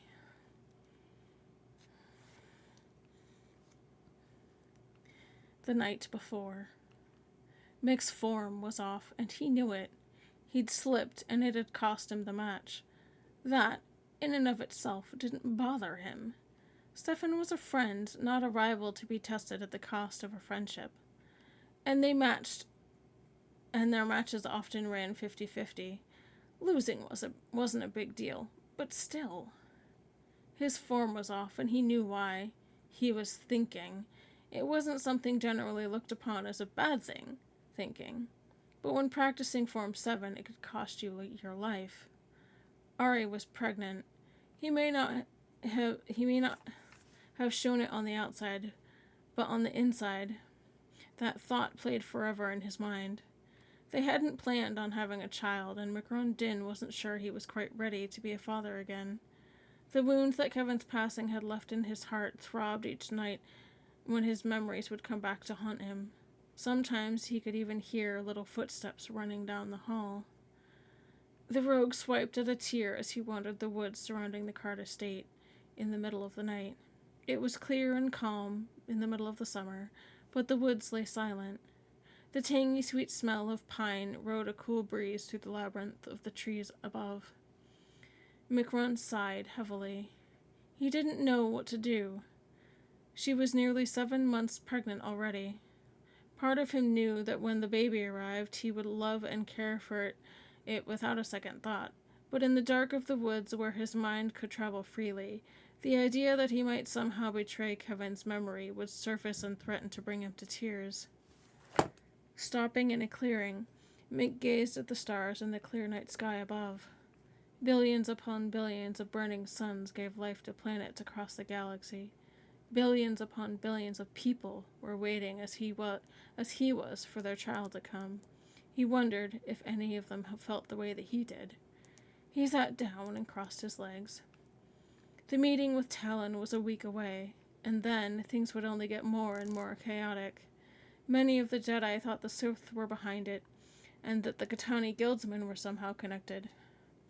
But there were many different groups of Sith. Picking just one as the aggressor would seem foolish. The guildsmen, well, he couldn't explain it, but he had a feeling that hunting that group of assassins down was a dead end. New Republic intelligence had discovered and routed 3 guild training complexes to no avail. No Sith artifacts were found, no teachings, no lightsabers, nothing to even implicate a Sith influence on the guild or vice versa. However, lack of evidence didn't mean there wasn't any. "Force help me," the rogue sighed. "No one else will," came a voice from behind him. In a heartbeat, Micron was on his feet, facing the stranger with his lightsaber in hand, unlit but ready. The man stood near the edge of the clearing and slowly walked forward. In his hands were 2 ancient Durasteel swords, claymores, if Mick remembered his ancient history. The man threw one of the blades at Mick's feet and took a ready position opposite the rogue. He held his weapon with the pommel near his navel, the tip of the blade almost digging into the ground behind him. Mick hooked his lightsaber to his belt, dug his foot beneath the claymore at his feet, and kicked the weapon up and into his hands. It was a hefty blade, but balanced well. The group was large enough to accommodate the 2-handed fighting style needed to wield it properly, and above the crossguard was a nerf hide-wrapped ricasso for a bit more control up close. Mick held the blade high above his head and parallel to the ground. He set his feet shoulder-width apart, his right leading and his left trailing slightly behind. "Who are you?" Mick asked. "I am Guild," the stranger answered, "and I deliver a message. Leave us alone." "What are you talking about?"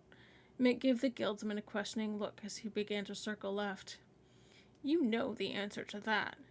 The guildsman kept his stance and rotated slightly to stay in line with Mick. "Your Republic has been hunting us, interrogating those of us they catch. We know you are looking for the Sith, and I am here to tell you that we do not deal with them." "You could have just said," Mick replied dryly.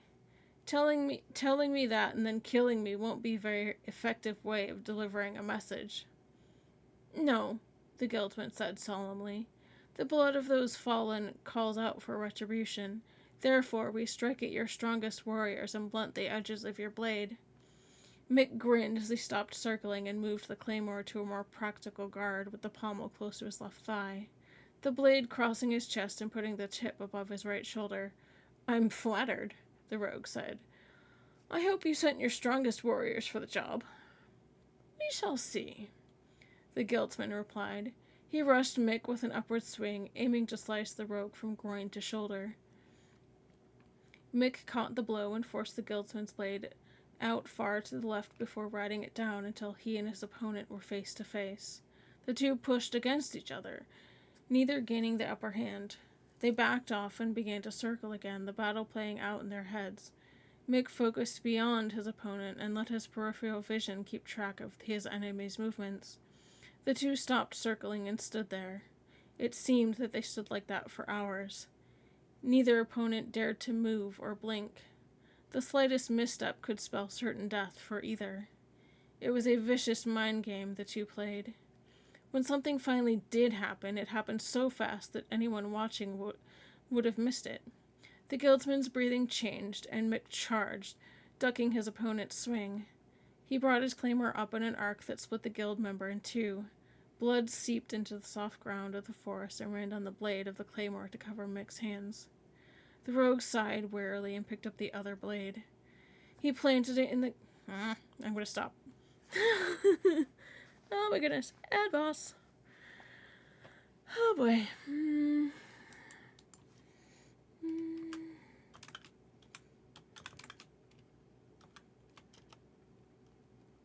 Okay. And I'm gonna take a minute to get a drink of water.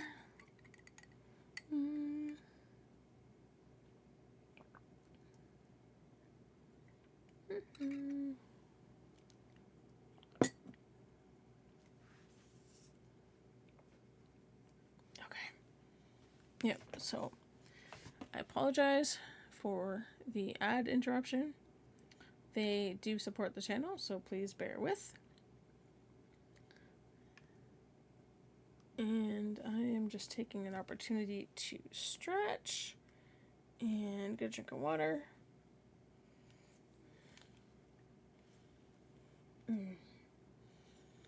Alright.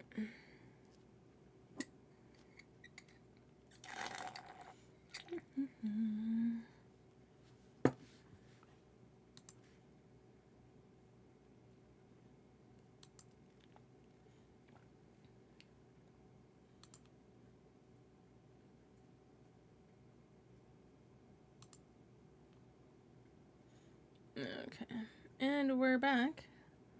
Apologies for the delay.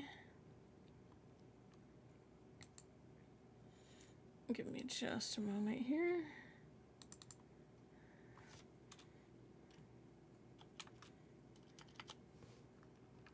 Alright. Okay. I just did. Put 100. Oh, I have just enough water left. Yep. Enough for a sip or two. Thank you. Trying to not lose my voice again. Alright. Yeah, I had started reading a paragraph and the ad boss kicked in. Give me just a second here. I know, right? Just like I need to do my eye drops. I have discovered that if I don't do my eye drops, I have to stop about half hour in and go do them. So I try to keep them handy on my desk. Alright. There we go. The rogue sighed wearily and picked up the other sword. He planted it in the ground at the head of the fallen guildsman and walked away. He carried the other sword he'd used as a token of what had just happened. It could have all been a lie. It could have all been orchestrated to make him think that the Sith and the guild were not working together. But then again, he could have been telling the truth. The sun was beginning to rise when he reached the card's front porch. He leaned the claymore against the railing and lit up a cigarette before standing there in the quiet morning and watching the sunrise. Good luck, Mick said as Stefan stepped onto the porch carrying a duffel bag. There's no such thing as luck, Stefan told him. Yeah, there is. And you'll need it. What happened to you? Stefan asked when he noticed the blood and the claymore leaning against the railing. Not much, Mick shrugged. I don't think the guild is in this thing, though. What makes you say that? They told me as much, Mick answered. Look, you know what I think about this, but I will wish you well anyway. Come back soon, with or without Einar. I have a feeling something really big is brewing. We're going to need everyone on this one. My thoughts exactly, Stefan said as he examined the claymore more closely. He challenged you? Said that blood had to be repaid. I don't know what it is with your people sometimes, but you sure know how to hold a grudge. To each their own traditions, Stefan said as he walked down the path to where Rinius had White Squall prepped and waiting to lift off. I'll be back as soon as I can. He walked the rest of the path alone towards the landing pad. Rinius was already stepping down the ramp and looked to see his father approaching. What's our first stop? Get us to the Tholatin system, Stefan said as he walked up the ramp. This was going to take time, but things were about to come to a head. He needed to find Einar. It had taken days for Stefan to focus on the feeling that he'd found during his spar with Mick. He had Einar's lightsaber in hand, and he dived into the pure warmth of the Force before drawing it all to focus on his friend. You are needed, Einar. Now is the time to redeem yourself. And suddenly it was all clear to him. He got up and surprised Rinius when he rushed to the cockpit. What happened? We're taking a new course, he said as he punched in the coordinates and started aligning the ship for hyperspace. He's on Barab. Time to bring our brother home. Einar awoke with a chill running down his spine. Blast! He muttered to himself as he got dressed and ran outside. He's coming, Einar said to himself. He went back inside and gathered his things. His next order of business was to find a ship to get him away from Barab 1. He had sold his X-Wing months ago. Emperor's black bones, Stefan. Why are you after me? Ari shook her head angrily as she watched Stefan's ship leave Catan. Your husband is the most stubborn, pig-headed, arrogant fool I have ever met, Ari said to Jade, who watched her husband leave. I know. Einar is my student, blast it. How many times do I have to tell Stefan to leave him alone? Einar will return to me in due time on his own, but not if Stefan is out chasing him.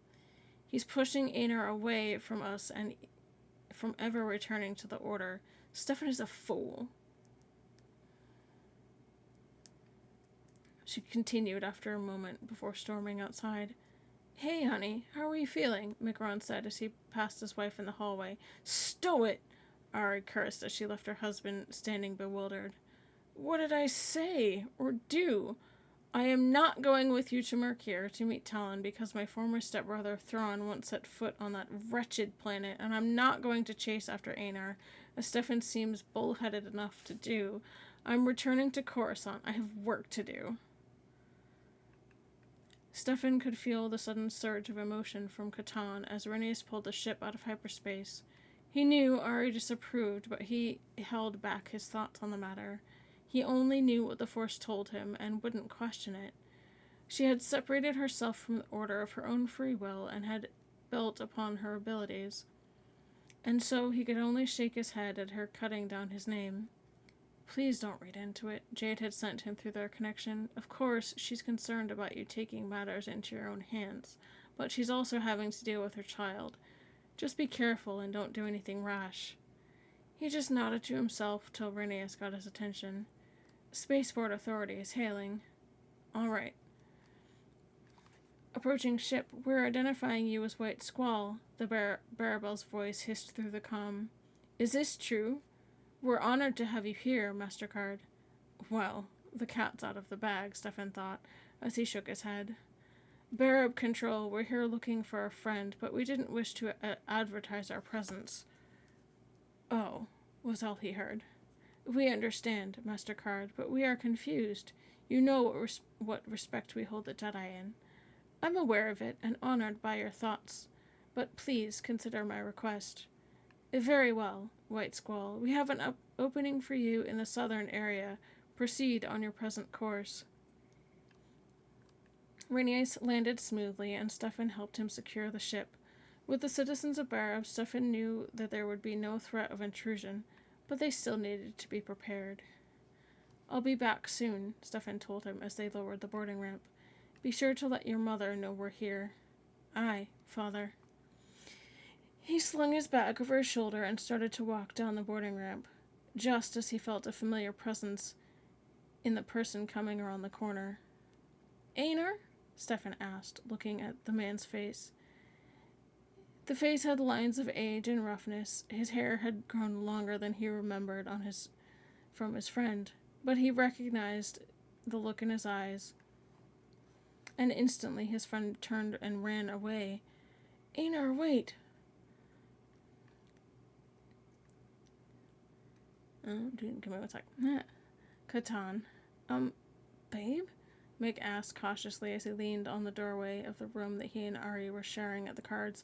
What? She snapped back.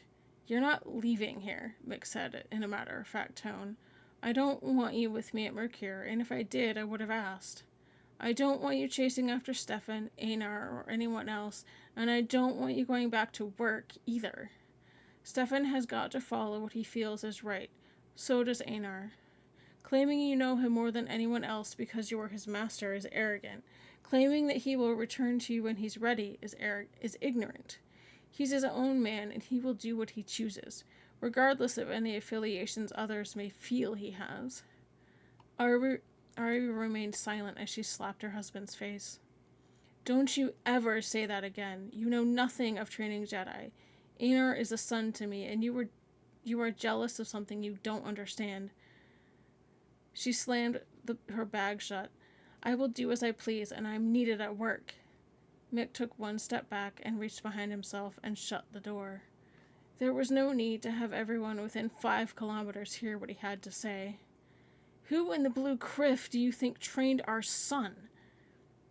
Mick shot back with a fire in his eyes that Ari had only seen directed at other people. Don't even think to tell me I don't know what it's like to train someone, that I don't know the bond formed between master and student. You're so out of touch, it's incredible. Where the hell are you, Ari? Are you needed at work? And that is my point. They need you too much. Let them criffing sink, damn it. You don't have to save them every time. You'll only hurt them when you do. Besides, it's not like you'll be bored not going to work. I don't know if you forgot, but 4 fighters intercepted us I've never seen before. Chances are they were Sith, and you're just going to ignore that and go play army with the Republic? Are you done? Ari asked as she pushed her way past Mick. Criffing, listen, Mick shouted.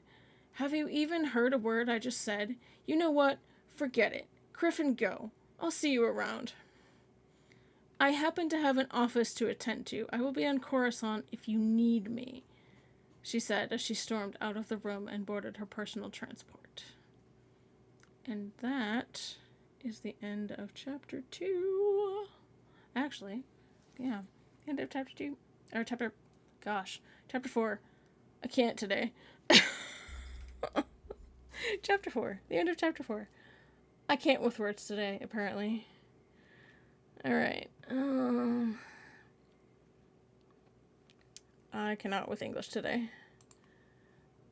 Let's see. Give me just a second here. Thank you to everyone for the follows. I appreciate you. Alright. And let's see. Is there anybody we can raid?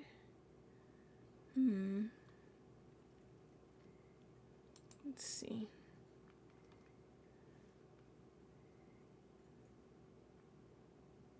Let's see.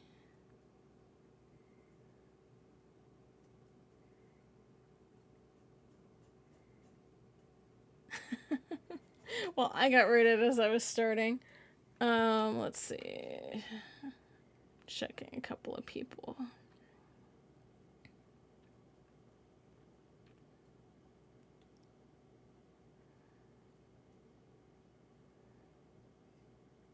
Okay.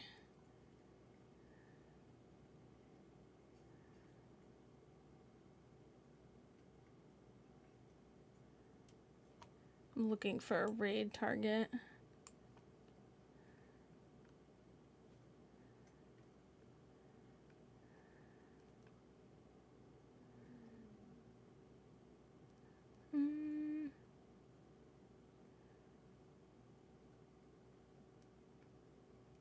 Let's see. If anybody has suggestions on a raid target, please feel free to drop them in chat. Ooh. I'm trying to find somebody that I haven't raided in a while. I got raided by Arrow Ann last Wednesday. So I may raid her in return. So Let's see, give me just a second here. Let's see. Oh, and she's playing Star Wars Old Republic. Cool beans. Okay, give me just a second here.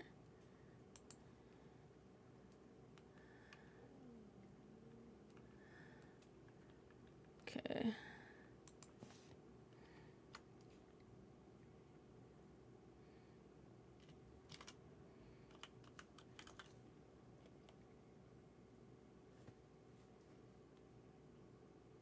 Okay. Oh, I may have to. You're very welcome. I just realized that some of the emotes in there are subscriber ones. If you guys want to hang around for the raid, I would appreciate you. Give me just a second here while I get it set up.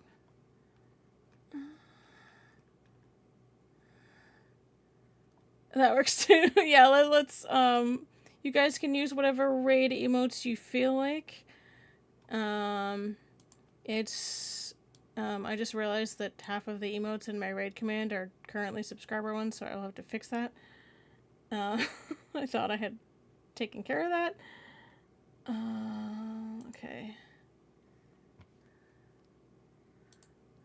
Yeah. Alright, let's see. Where is... Hold on. Oh my gosh, I was just looking at her thing too. Give me a second. I'm totally a pro streamer right now. Sorry. There we go. Alright, you guys feel free to use whatever raid emotes you like. And let me swap over to raid ending or stream ending, and let's get going. Give me just a second here. Oh! Wait. Oh, she's... It looks like she's... It looks like she might be stopping for the night. Yeah, it looks like she might be stopping for the night. So, let's actually go raid... Let's go raid,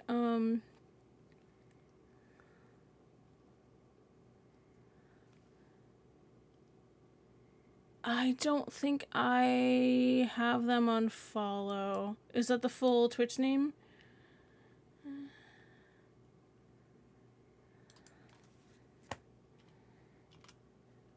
Okay.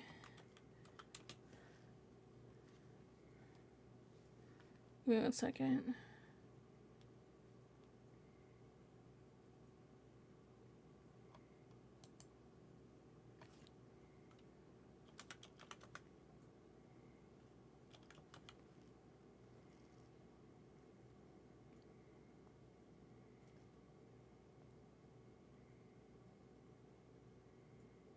I'm just making sure I'm typing it correctly.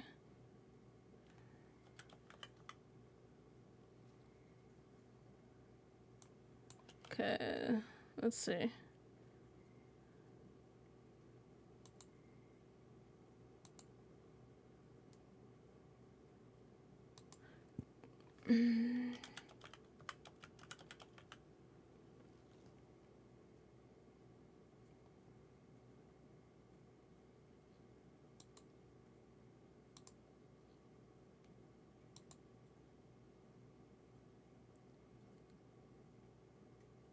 Okay. It's not letting me. 1 second. Oh my gosh, I'm gonna have to like copy his name because I'm not finding him, so.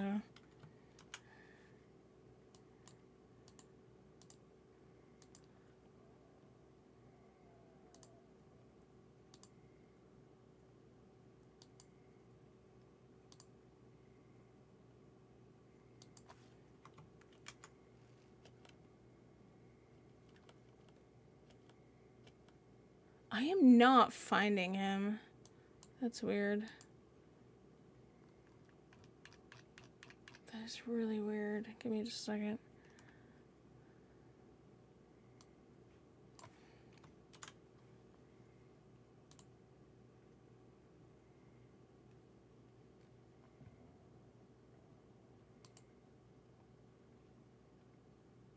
Oh, actually, she's just starting streaming, so we can raid in, actually.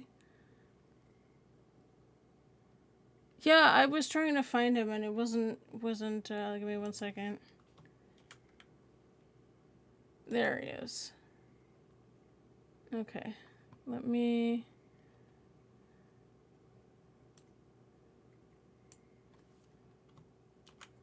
Okay, give me 1 second.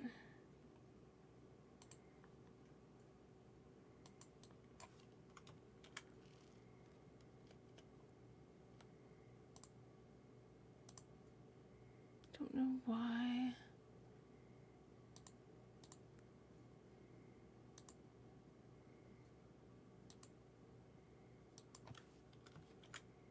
I don't know why I can't find him. Yeah. Let's see.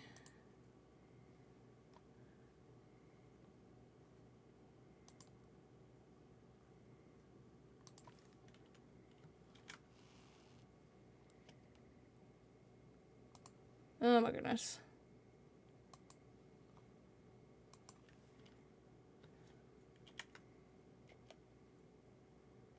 There we go.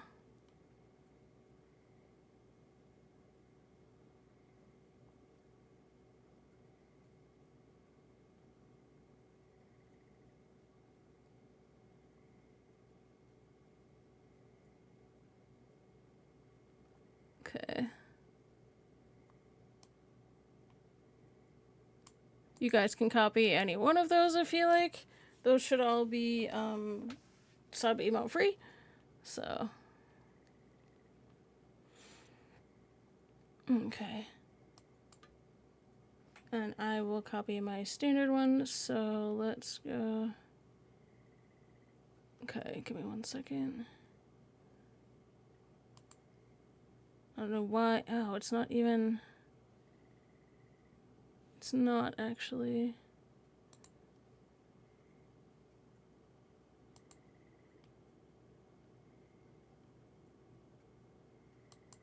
Let's see.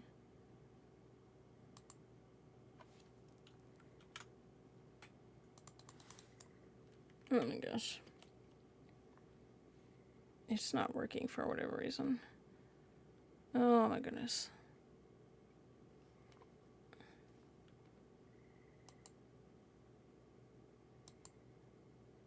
Okay. Yeah, this is like not.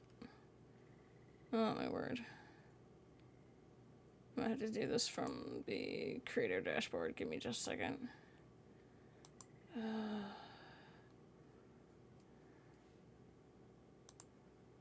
have no idea why it's not letting me find it.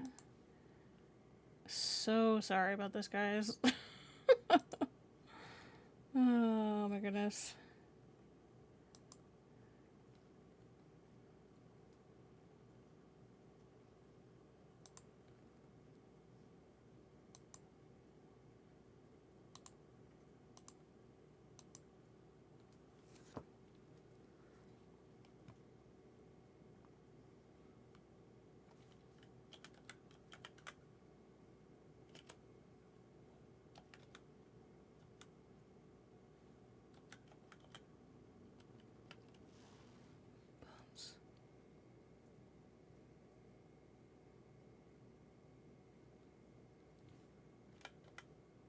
Oh my word.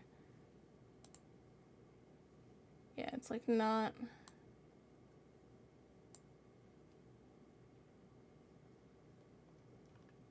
Oh my goodness.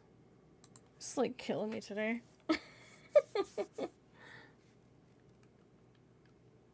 No, I'm snoozing.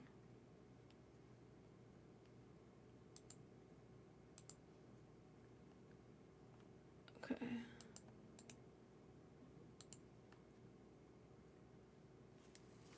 Oh my gosh. I'm so sorry, guys. Like, I'm trying to figure this out and it's not working. Oh dear.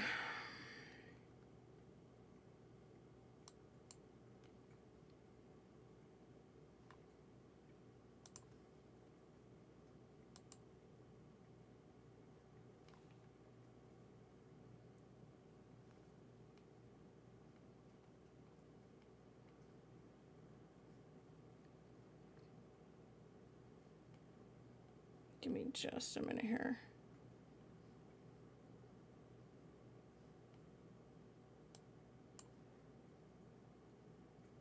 Okay, give me just a second.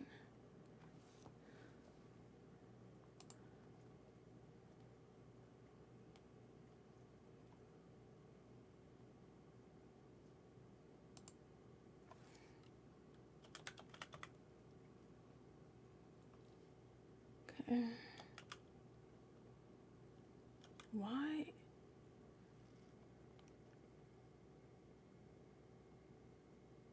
I don't know why. Yeah, I'm like not.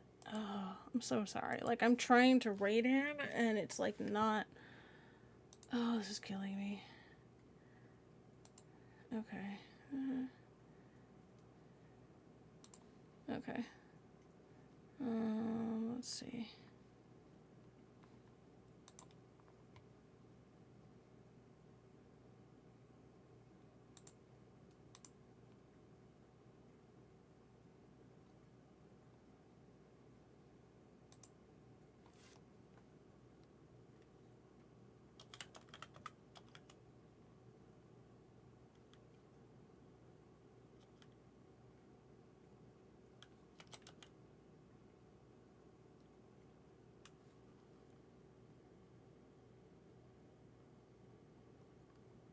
Oh my goodness, yeah, like I'm so sorry, Maxational. I cannot, or Ivory, sorry. I can't, for whatever reason, I can't find this guy. I don't understand why. So.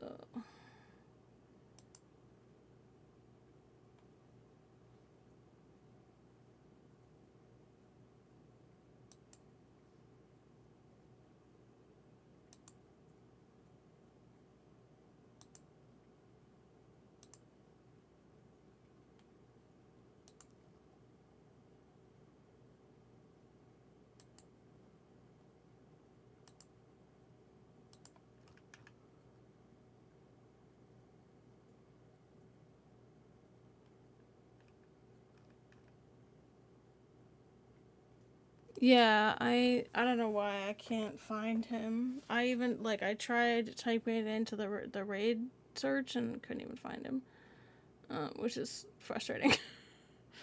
Oh my goodness. So sorry about that.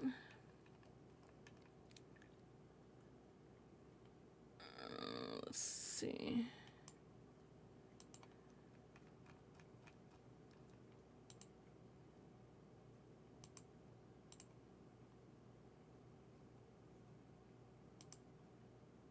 Okay. Oh, there he is. Okay. It just took a minute to update. Okay.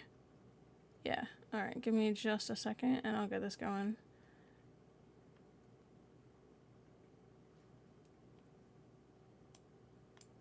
You guys can feel free to use any of the generated raid messages, your raid emotes, whatever you feel like using. Grab your raid emotes and let's get going. And I'm going to flip over to ending screens and I'll see you guys over there. Thank you so much for hanging out tonight.